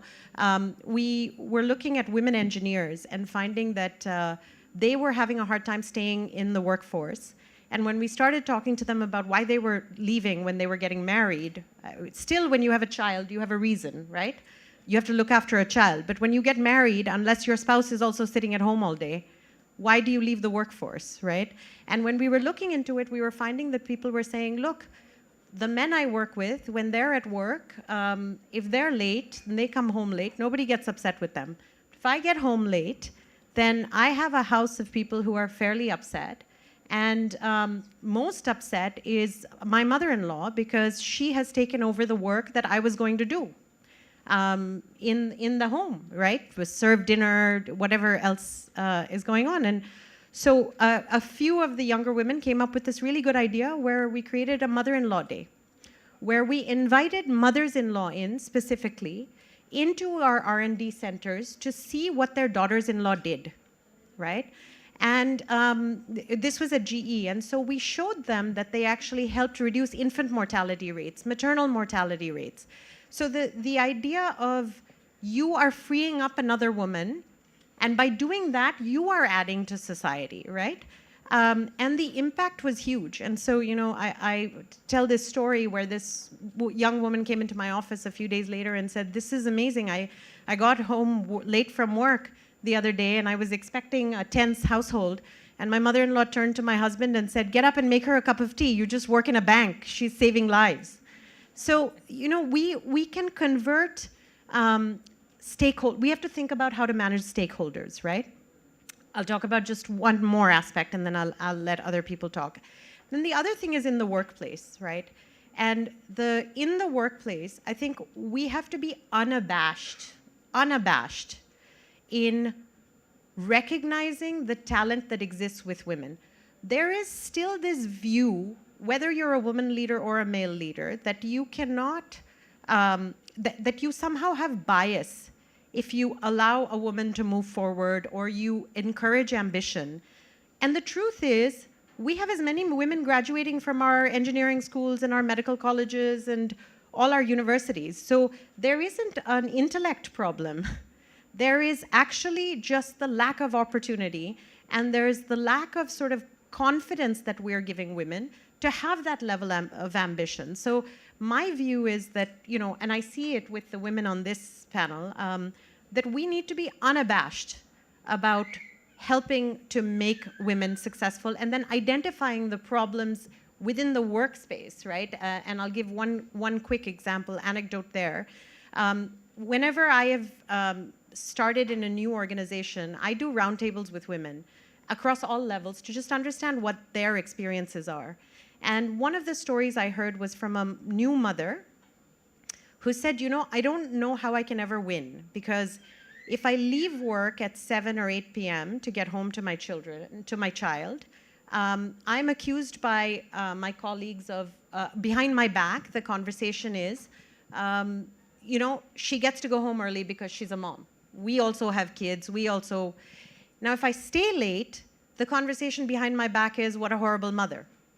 So who am I supposed to be, right? And these are things that we need to address as people who have lived more, have more experiences, are more senior, to say, you know, you actually just ignore it and you move on. But just some thoughts there. Perfect. If I can push the concept just one step further, build around the thoughts that you were talking, Amidst, to say, you talked about mothers-in-law, you talked about saying when your children, it's more understandable when you have children. So what is it that communities can do in order to support children or young children, families with young children, mothers with young children, early age? What is it that communities or corporates can do to help during that phase? You want to come back to me, or yeah, give? So I think the starting point there is getting men more involved. I know this sounds strange, but in helping a man have more time for their home, you're freeing up a woman who may not be your employee. So I think one starting point is that. I see more and more men come to me and say, I need to take half a day off because I have to take my kids to a doctor's appointment. I have to get them their vaccinations. I have to, things that 15 years ago or 10 years ago I wasn't hearing. I was only hearing from the women. So one, I think, is encouraging that. And I'll give you an example. There's a factory that had built a creche to have women come in and leave their children so they could work in the factory and increase participation. And the interesting thing that happened is they found that most of the women that worked for them were under the age of 24 and didn't have children, even if they were married. But sooner or later, the men started using the creche So they were bringing their children in because the creche was excellent facilities, and suddenly there is no child in the house for that 8-hour shift or that 6-hour shift, right? So I think there's an opportunity to free up time for a woman to do something outside of the house by creating more policies around men. I think the other thing that we need to do is I think we need to listen really carefully to what's happening. I mean, one of my sort of pet peeves, I believe very strongly in having a women's network, and I believe very strongly in having environments where women can talk to each other and sort of talk about things that are important. Financial independence, ambition, trends. We talked about this, Mallika, the other day. It really bothers me when I look at a women's network agenda for the month and I see pediatrician coming in to talk about children, how to help children concentrate more, nutrition for family. And I turn around and I ask people and I say, why are we doing this in the women's network? Why aren't we doing this for all employees? And people say, well, that's what the women have asked for. And I think we should push back and say, let's talk about financial independence. Let's talk about training your husband to do more in the house. Let's talk about, or bring the men into this session. Absolutely. But some corporates, and I'm going to move to Prabha next, some corporates have been very successful. And we've seen the benefits. So, for example, I will use some examples from Tamil Nadu. If you see Sundaram Clayton increased in their production unit, women workforce in 5 years by about 485%. And very well documented output increase and quality better. Hosur, Ashok Leyland lends 1 unit with all women. Ola boasts of the largest women's factory in the world. And I can tell you from my own experience, for 25 years or more, we have run what we call J Rehab Center, started off, but it's a production unit, and it has only differently abled women running that unit. And I can say with a great sense of pride that the engagement is the highest engagement score in the company. Quality is 0 ppm, productivity is high, and there's 0 absenteeism. And they worked throughout the COVID, making masks and making new products for different factories. So we know this is very well documented. Some have been able to do it. So I'd like your comments on what are your thoughts about labor force participation, what makes that successful, and what are some of the challenges that we are seeing, how can we address them? So thanks, Mallika, and thanks for having me on this panel. I think I wanted to just actually firstly step back from an FMCG industry perspective and just talk about the fact that most decisions on what is bought is made by women. So it's utterly bizarre that the people who are producing it and the people who are deciding what the advertising is or what the quality is or what the product is doesn't have a fair representation of women. And I think we are obviously realizing that as we get that balance right, results like you've pointed out on the shop floor or anywhere else tend to improve. I think if I could just build on the couple of things that Ipsita said and maybe add one more. One of the things I do think that women need to do better is to enlist the support of the men in their lives. And I think the men are also waiting for that support to be taken. Most of the men that I know love to be fathers. They would love to have more time with their children. They would love to do a lot of the things that erstwhile would have been thought as being only a female domain.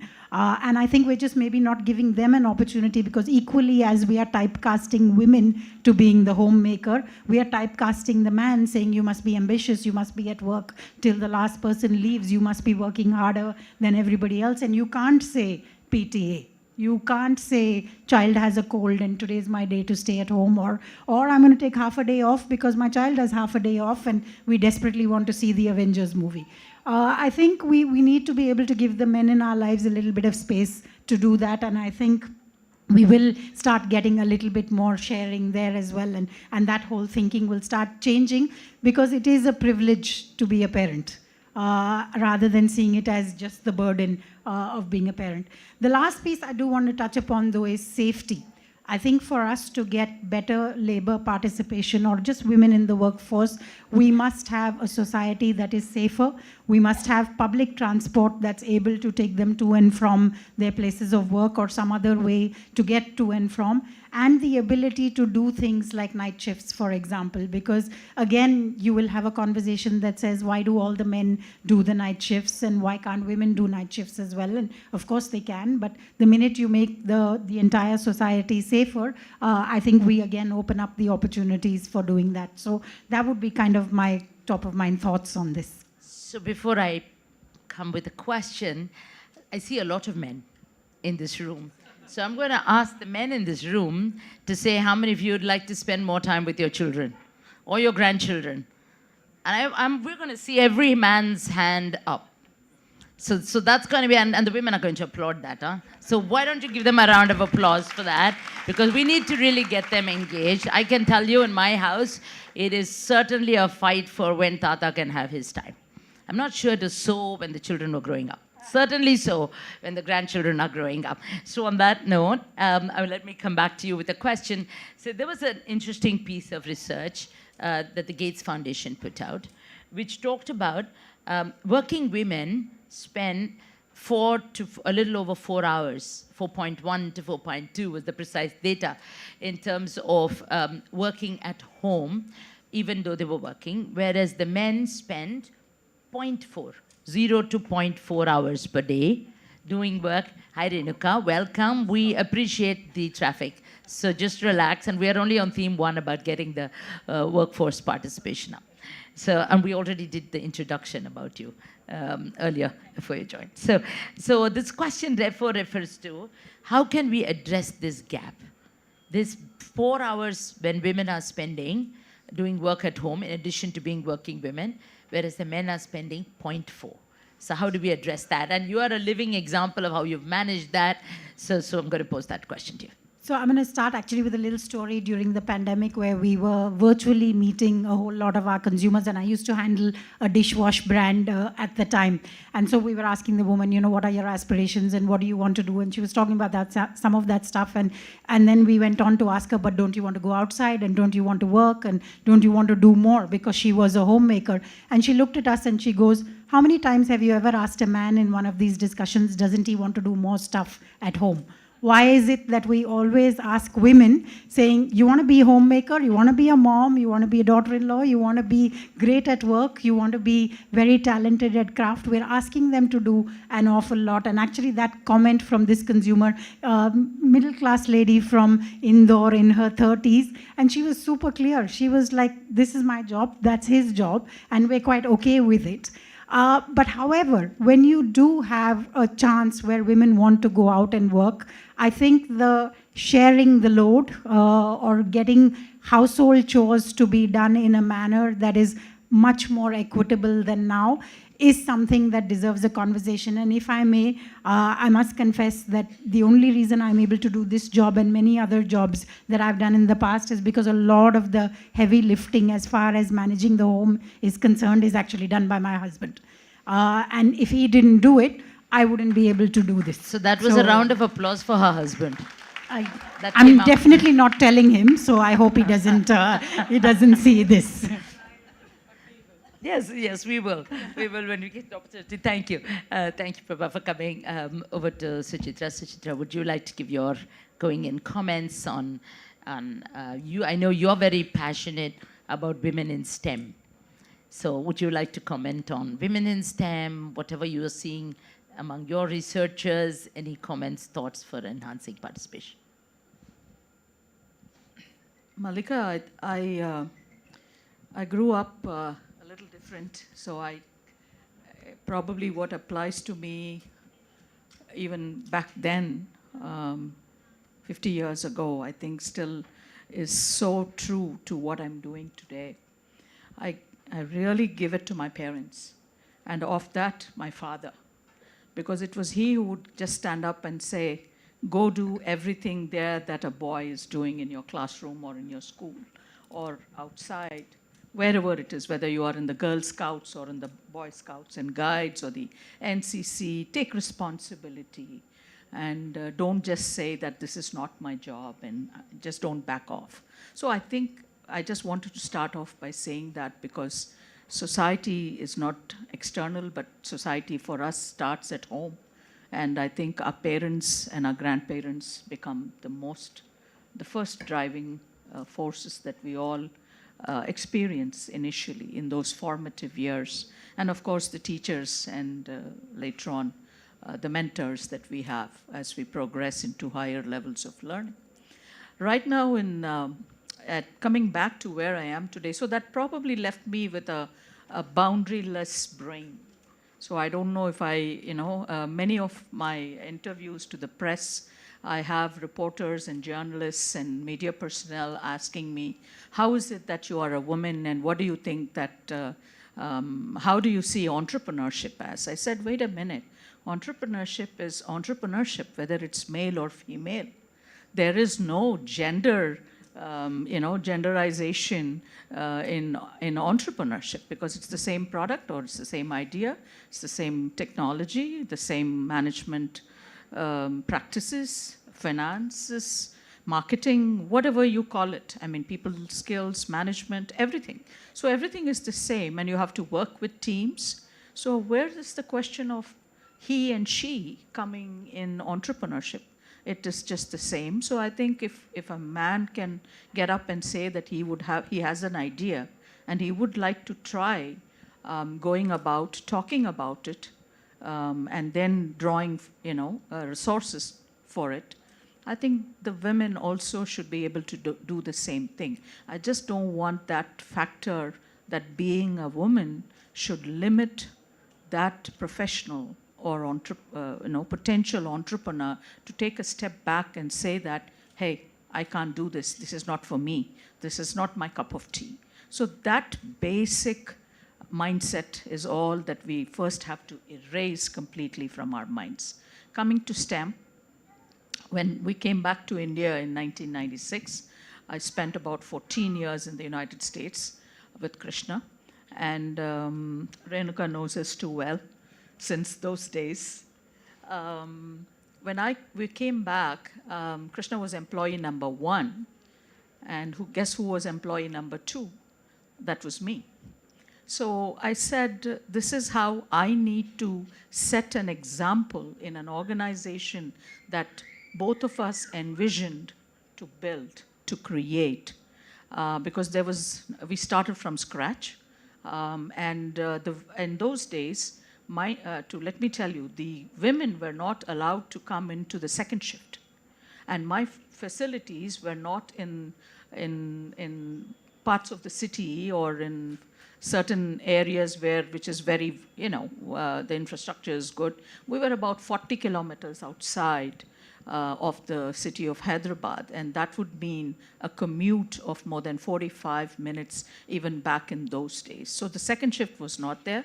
So here we are with the government trying to tell them about how the biotech industry, the life sciences industry, the pharmaceutical industry is all about processes and continuous process happens. There's no stoppage, 24/7.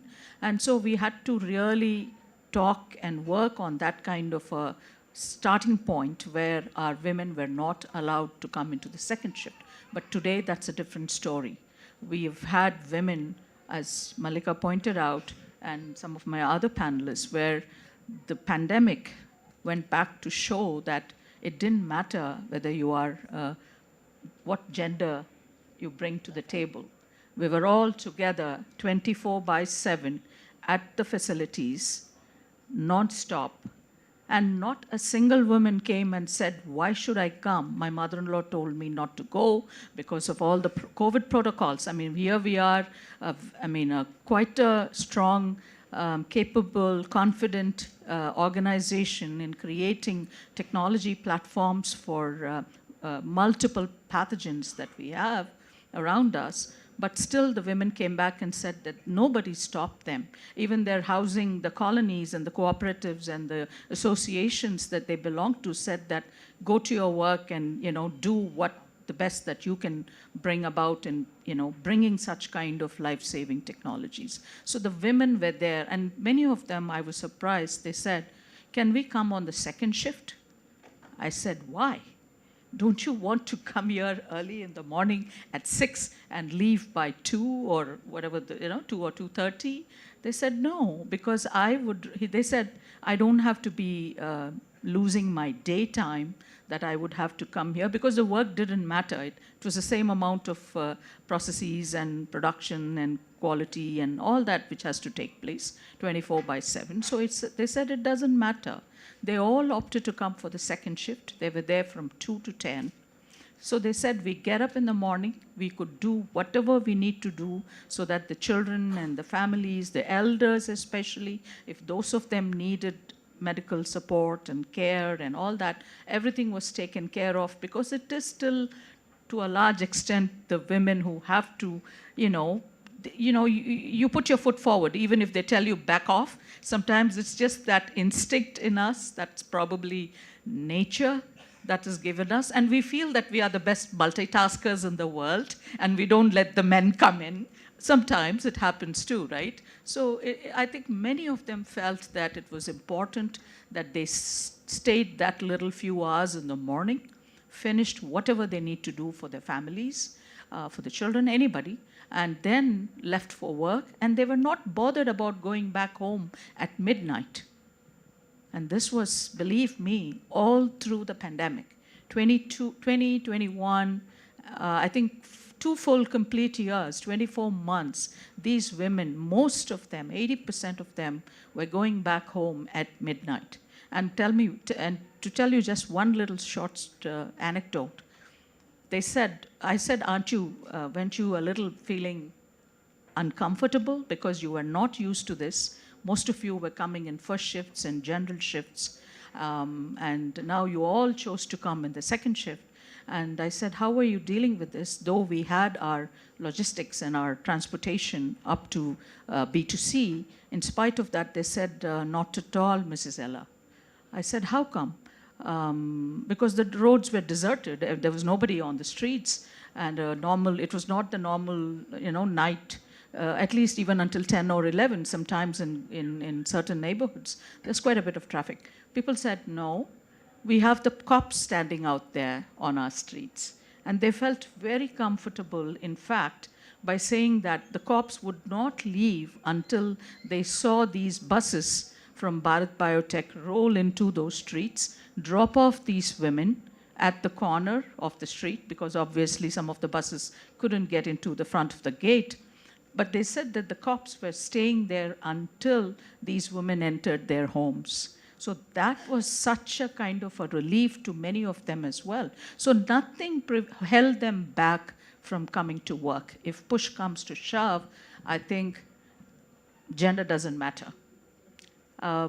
So it all comes back to what is it that we are faced to do and how we would like to go about doing that, given the opportunity. Thank you. Thank you. And I think those women of Bharat Biotech at a time, like what Chitra was just talking about, she didn't touch upon this, but I'd like to give it an added dimension to say they were also, I am sure, motivated by the fact that they were at a very crucial point, and they were saving lives.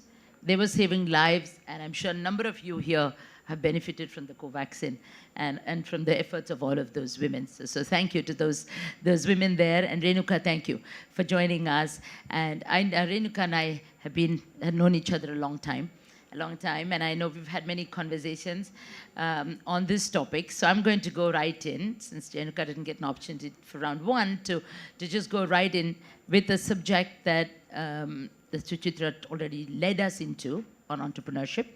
But I'll pick it up from there to go to our second theme that we wanted to talk about, women leadership and entrepreneurship. And one of, Renuka, your theme has been, to me at least in personal conversation, that women don't aspire enough. That has been towards leadership and towards entrepreneurship. And when I asked her once, I said, how about you're funding women entrepreneurs? The answer I had from Renuka was that I don't see enough. I want to see more so that I can fund. So her observation has been that they don't aspire enough. So we'd like to hear your insights, your observations on women in leadership and how can we build that? Your thoughts. Thank you. Good afternoon. Real pleasure to be here. Thank you, Malika, for accommodating me. This is the most stressful half an hour I had in my life. But real pleasure to be here in Chennai. Now, getting into the topic of women in leadership and women in entrepreneurship. Now, even today, right, the statistics on women in leadership is single-digit number. In financial services, which is a very woman-friendly sector, right? I mean, we have had RBI deputy governors, women, 25 years back. We have had many, many women in banking and other allied financial services. But even today, the women in leadership in financial services is only 15%. When I dug into some numbers for this event, and I was myself quite unpleasantly surprised. I'm not sure, I've not done enough of research to see why this really happens, but quite empirically, I would say that probably women stay shy of taking risk because my hypothesis is women don't want to fail. Women are extremely capable of handling very ambiguous jobs. I've seen that in my workplace. Whenever I have an ill-defined job, I would be more comfortable to hand it over to a woman than a man.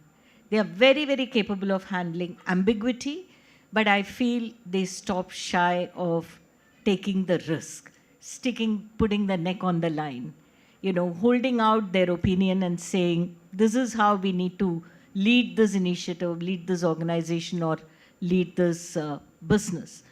Probably somewhere in the back of the mind, they worry about how much time they can commit. They worry about if they turn out a failure, whether they'll be able to justify to themselves. This is again just my personal hypothesis, that because of these years of conditioning, there is always a little bit of guilt we leave our homes from when we go to work as a woman, no matter in what position you are in.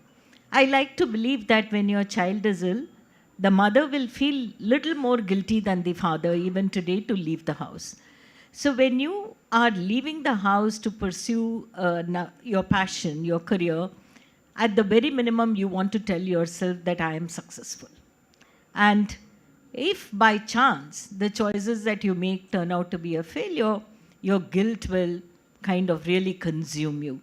And therefore, probably they navigate their life around, what will give them the assurance that they will not fail.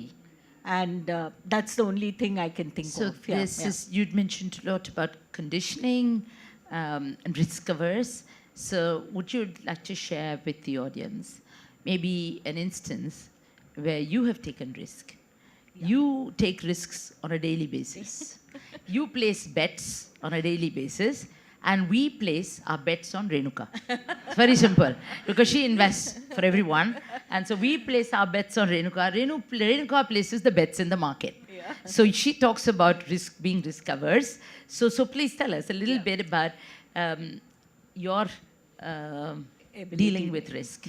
Yeah. So I do not know how I got comfortable with taking risk. My business is only about assuming risk.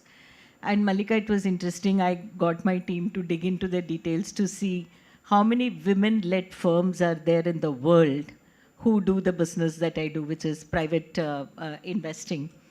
It's a princely number of 2% globally.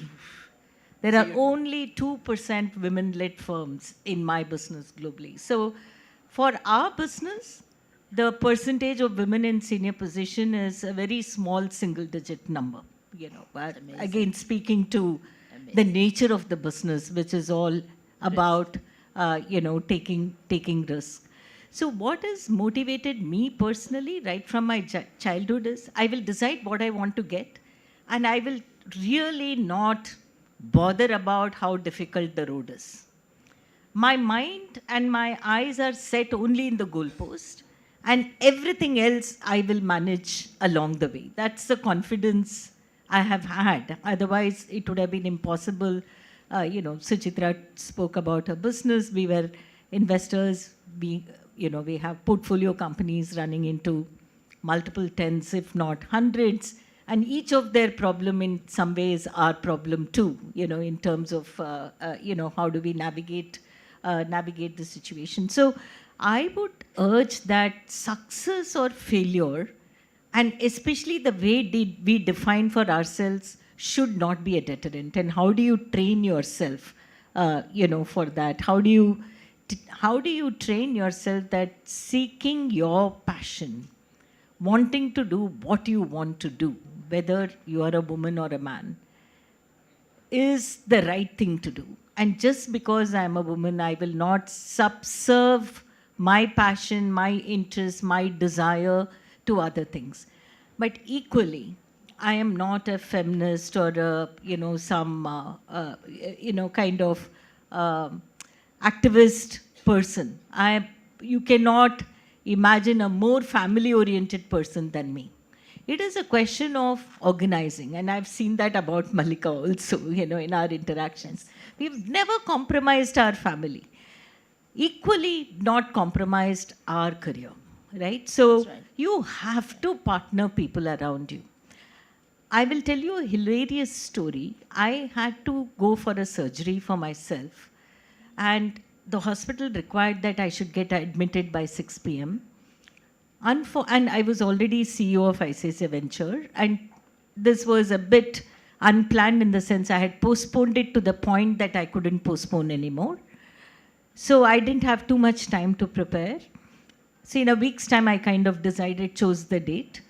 And unfortunately, on the day I was to get admitted, there was a bereavement of a very close family member. So I had to go and attend there. So I lost 2-3 hours there and I had to make up. But hospital rule required that I get admitted. I admitted my secretary. She was sitting there.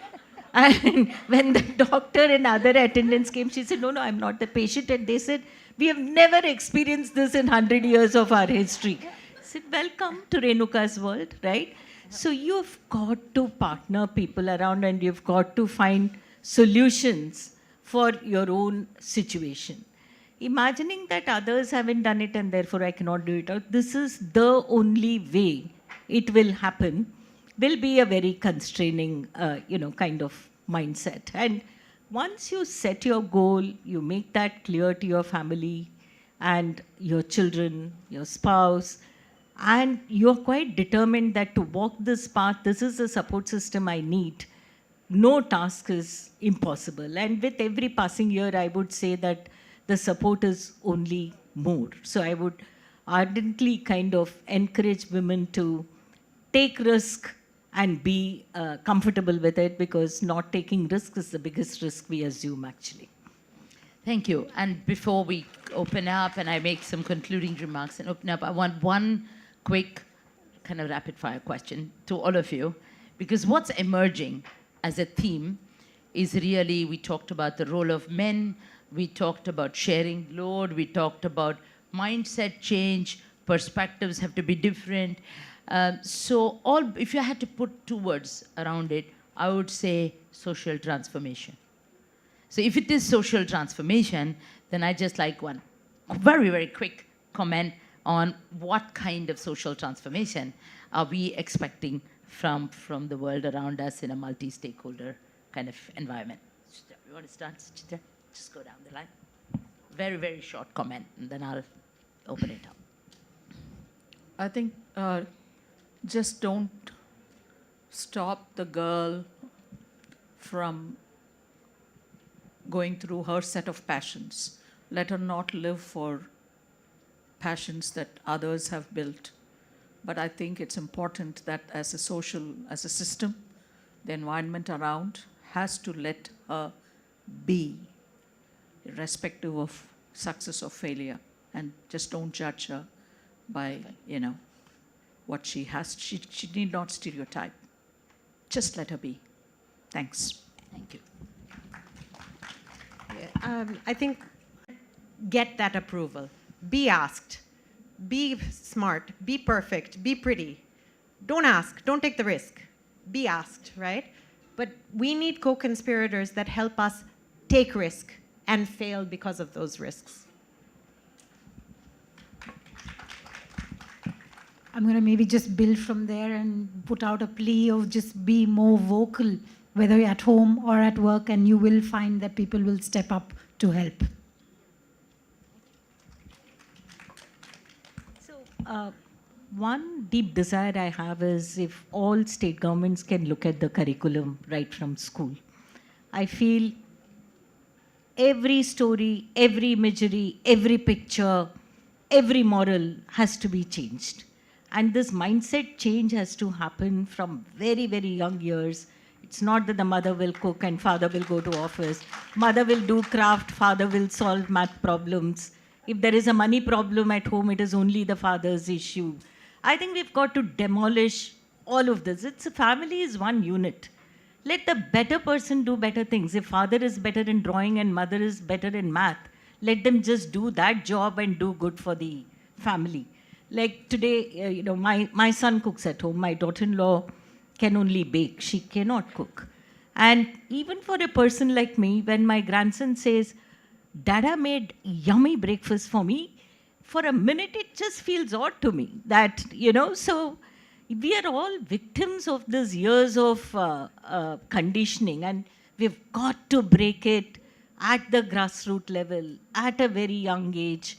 And whether it is TV shows, whether it is stories in storybooks or in curriculum, it has to change. And we have to say, let the right person do the right job, whether it is a man or a woman. Thank you. And I'll add my own suggestion to the social transformation. I think we've seen extraordinary examples of private-public participation and public infrastructure. An outstanding example is our own digital public infrastructure that has transformed the quality childcare as a public infrastructure that would go a very, very intensely populated quality child for question and answers. I think we've heard today about government policy that is playing a very, very good and progressive role, and my special compliments to the Tamil Nadu government for the policy and the ecosystem that we have built over decades that has enabled this participation in the workforce. So government is doing its bit by and large. Center or state is doing its bit. Today we have seen a number of excellent suggestions that have come up. We heard about infrastructure enhancement for women, the public infrastructure, the toilets, the transportation, etc. We heard about vocational education. We heard about women in STEM. We heard about mentorship. We heard about childcare. We talked about educational curriculum, the transformation of the educational curriculum, and perhaps maybe if I will take the liberty of extending that to parenting as well, and say not just education, but certainly parenting. And what can corporates do? Mentorship programs, she-focused programs, and we heard some examples of don't focus just on traditional roles that women play, but let's focus our programs on empowerment of women, because by economic empowerment alone can we nibble away at the most important change that will enhance participation, leadership, and entrepreneurship, which is the last point that we stressed upon, is social transformation. So economic empowerment and social transformation as the route to really the faster growth of women across the board in participation, leadership, as well as in entrepreneurship. So as we Malika, open, with your permission, Sure. Just one very positive point that as a person from the financial field I would like to bring is the microfinance and the revolution that it has brought about in self-employed women.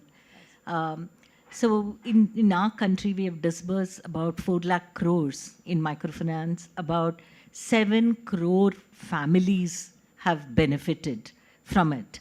And there is a 10% movement of the needle. So from 18%, it has moved to 28% of women who have borrowed from microfinance and created self-employment. So while women are not willing to take risk in large corporates for others, when it comes to for taking a risk for themselves, where they are committing their time, their effort to make good the money, bring more income to the family and repay the money, they have been exemplars. So the rural India has benefited greatly from women empowerment in microfinance. Super. And we've got to now take the women's confidence in taking responsibility for others' money, others' career, others' jobs as well. Yeah. And as an allied point, Renuka, picking up from there, is I think the very enlightened approach towards self-help groups initiated by many corporates that has really played a very transformative role if we're talking about social transformation and certainly microfinancing, and that are fairly. Tamil Nadu is a leader in that, and a number of CSR organizations and the government have. Yes, everybody's, you can see we're all bursting with ideas here, and I'm sure there are enough number of questions, but I am going to keep this really short and rapid with this so we can give an opportunity to our audience. I just wanted to add from the sector that I come from, the life sciences, it's completely knowledge driven. So don't, let us not stereotype these women and the workforce that we have in my organization. We have broken certain glass ceilings. I'm so proud to be sitting here in front of you to admit that my research director is Dr. Sumati. Super. It's led by a woman. And this is not just, I'm not talking, she's not doing theoretical science, but, this is her team and her entire group of scientists. Just look at the molecular biology and look at how new antigens and new pathogens have to be dealt with. My head of production in one of the important viral vaccines that we make for India and for the rest of the world is led by a woman leader. She is the head of production on a production floor, which is completely GMP, and it's like entering into a zone which you are not comfortable at all, being there 8 hours a day or 6 hours a day. So there are many such areas, because this is all knowledge. We are in a knowledge economy right now, and the future is going to be like that. We need to build upon the knowledge and the skill set that each one of them can personally contribute and also take themselves forward in their careers and also serve the organization, but more than that, serve the country at large. I think by depriving these roles and responsibilities to some of these extremely pursuant and talented women, I think we are doing ourselves great injustice, and by doing so to the country as well. Thank you. Thank you. As we look to showcase more and more of these stories that we heard about, and as we do more communication, propagation in a multi-stakeholder approach, we look forward to making great progress in the area. Let me open it up to some Q&A before I do a formal thanks to the government. Yeah. Would you like to pass that mic around, please? If you have someone specific that you're addressing it to, I think we'll have time for only about 3 or 4 questions. So keep your question really short, and I'm going to tell our panelists to keep their answers also very short. Sure. Hi, ma'am. It was a great session. Me and my wife, we run a mental health company. We both are chartered accountants. So we're a team of 85, and 82 of us are women in the company. So it's called the Mind and Company. So I just need one help in this. So when we go and networking with people, sometimes my wife and the team members face harassment from bureaucrats. So from people of power. So how do we deal with it? How do I tell my wife to get through that, or the team members? So how do we get through that? That's a very difficult question, because the whole definition, you had us all spellbound over there. Yeah. Because I think the whole definition of harassment itself, first we have to dwell upon. And we do need to address that perhaps case to case, and there may not be a formula answer. You will see prejudices in many places. In many places, starting not just, let's not isolate bureaucrats, I think that's unfair. I think it's all over the place, right up to the biggest corporate boardrooms. So you will face that, and I think with patience, with a little bit of patience. And to me, the one trick, and I'll take that question a bit personally to say, the one trick that has all, it's not a trick, it's a habit, is to stay calm. To stay calm and very careful with the use of language. If you do that, I think most often you can counter that situation. So let's move that around. Thank you, ma'am. Good evening. My question is on the point of flexible working. You know, increasingly women are ditching the 9-to-5 jobs and choosing freelancing or a consulting mode of working, especially the post-pandemic. How, as women-led organizations, you support such initiatives? You want to take that? Yeah, sure. I think it's very important to have flexible working because it's undeniable, and all of us have talked about this, that there are points in women's lives where they do have greater share of responsibility in a family environment, and actually in anyone's life. Even a man can have aging parents or so on. My big worry with this is it would really be very sad if our entire gender decided to work from home or have flexible hours because of something Prabha said earlier. If we are not in the boardrooms and we do not have a seat at the table, then men will be making decisions for us for everything that we buy or live with or work or play with, right? And so I think it's really important to push. One of the things that I really push when I'm in a women's forum speaking, if you have a medical degree or an engineering degree or any kind of degree, you've taken that seat.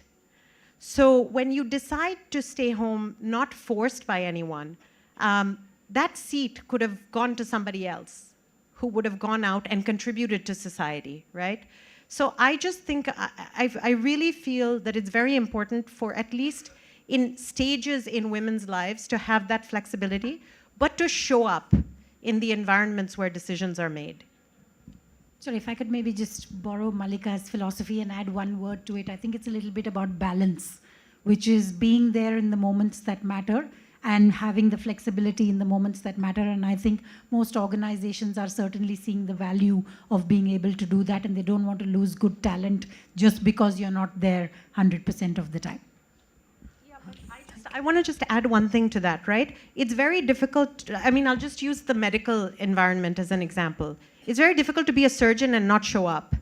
I don't want all women to become a profession that would allow them to be the kind of doctor that only has to show up for 2-3 hours, right?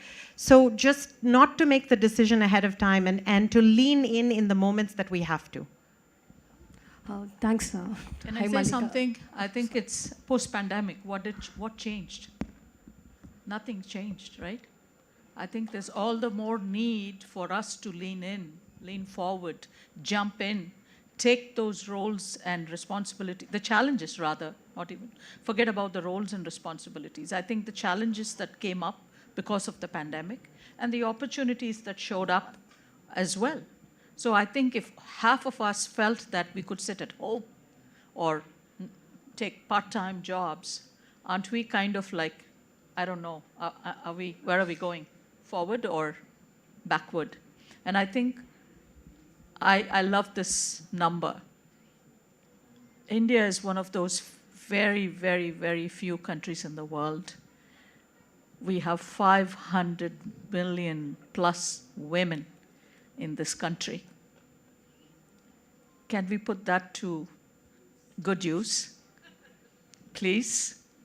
I don't wish to see an India, not enabling her own women to be out there in the workforce and contribute to this economy and to the growth of this country. As Malika pointed out earlier, we're talking about the third largest economy and all that global things that are floating around us. But if all of us started if most of us, at least some of us, started looking at not being able to contribute to that, then where does that take us? Forward or backward? Thank you. Thank you. I think we have time for one last question. Thanks, Malika, for moderating this panel for us. This question is to you. Leading a family business has its own advantages and disadvantages, how much ever you have been creative and innovative in it. I would like to know how you have treated failure and failure has treated you. So I don't know if it has anything to do with family business. It has everything to do with failure and how it has treated you, and that's all part of the experience.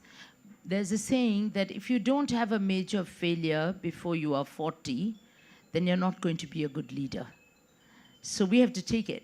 We have to take it. That's par for the course. You've got to take that. It'll come. It'll come. We have to face it. It makes us stronger. It makes us wiser, stronger, hopefully calmer. So I think we just have to take that in our stride. It's got really nothing to do with family business.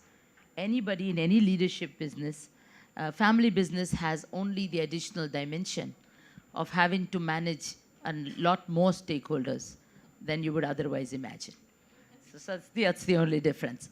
So absolutely, I'm getting like alarm bells from this side. So that's the last question, please. Thank you so much. We'll talk offline. We're happy to stay back and talk. Yeah. Hello, everyone. I'm a student. So my question is open to the panel. What would your advice or message be for female students who are graduating and are entering the workforce? Anybody else wants to take this question? I think you're really lucky. This is a fantastic time to be graduating in this country. Yes. Go out there and just make your dreams happen. Thank you. Thank you. And finally, before I hand back to Nancy, on behalf of all of us at the panel, my thanks to the Tamil Nadu government and to the Tamil Nadu guidance for such a fantastic 2 days that we've been having very thought-provoking discussions. Thank you so much. You've been great. And a bubble of energy. Please stand up. We want to showcase one of our female leaders who put this together for us. So big hand, big round for her. She did a lot of work for the gym and made sure each of us was here to participate in this conference. So thank you. And we look forward to Tamil Nadu and the Tamil people being thought leaders and torchbearers when it comes to women's empowerment. Thank you. Thank you, ma'am. Thank you so much. And thank you to all of our audience for the lively participation. And should you have any other queries, I think you can take it offline after the session. So, and again, thank you to all our speakers for, taking this session so interestingly and for sharing your expertise and experience on this crucial topic. Thank you once again. And having said that, as we near the conclusion of this event, we would like to express our heartfelt gratitude to all of our honorable speakers over here. So to do the honors, let me invite Mr. Hansraj Verma, IAS, Additional Chief Secretary, Chairman and Managing Director of the Tamil Nadu Industrial Investment Corporation onto the dais. Please put your hands together for Sir.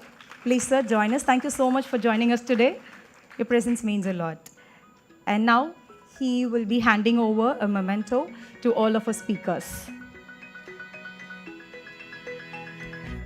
So we are presenting a memento which is basically the Jallikattu, which represents resilience, strength, and rich cultural heritage of Tamil Nadu.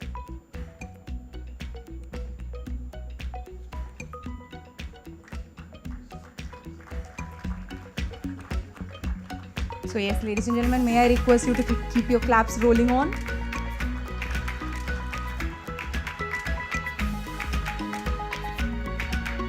Along with the Jallikattu bull, they are receiving a, yes. After this, we will have a group photograph.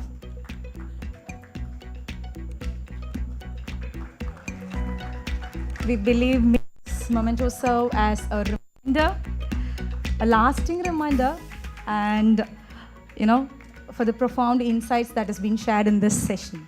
Let's have a group photograph now.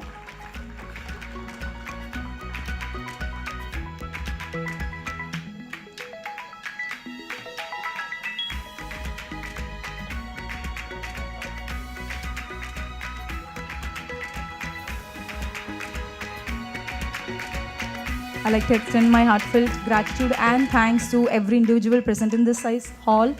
Along with our speakers, thank you so much for taking some time out of your busy schedule in being here.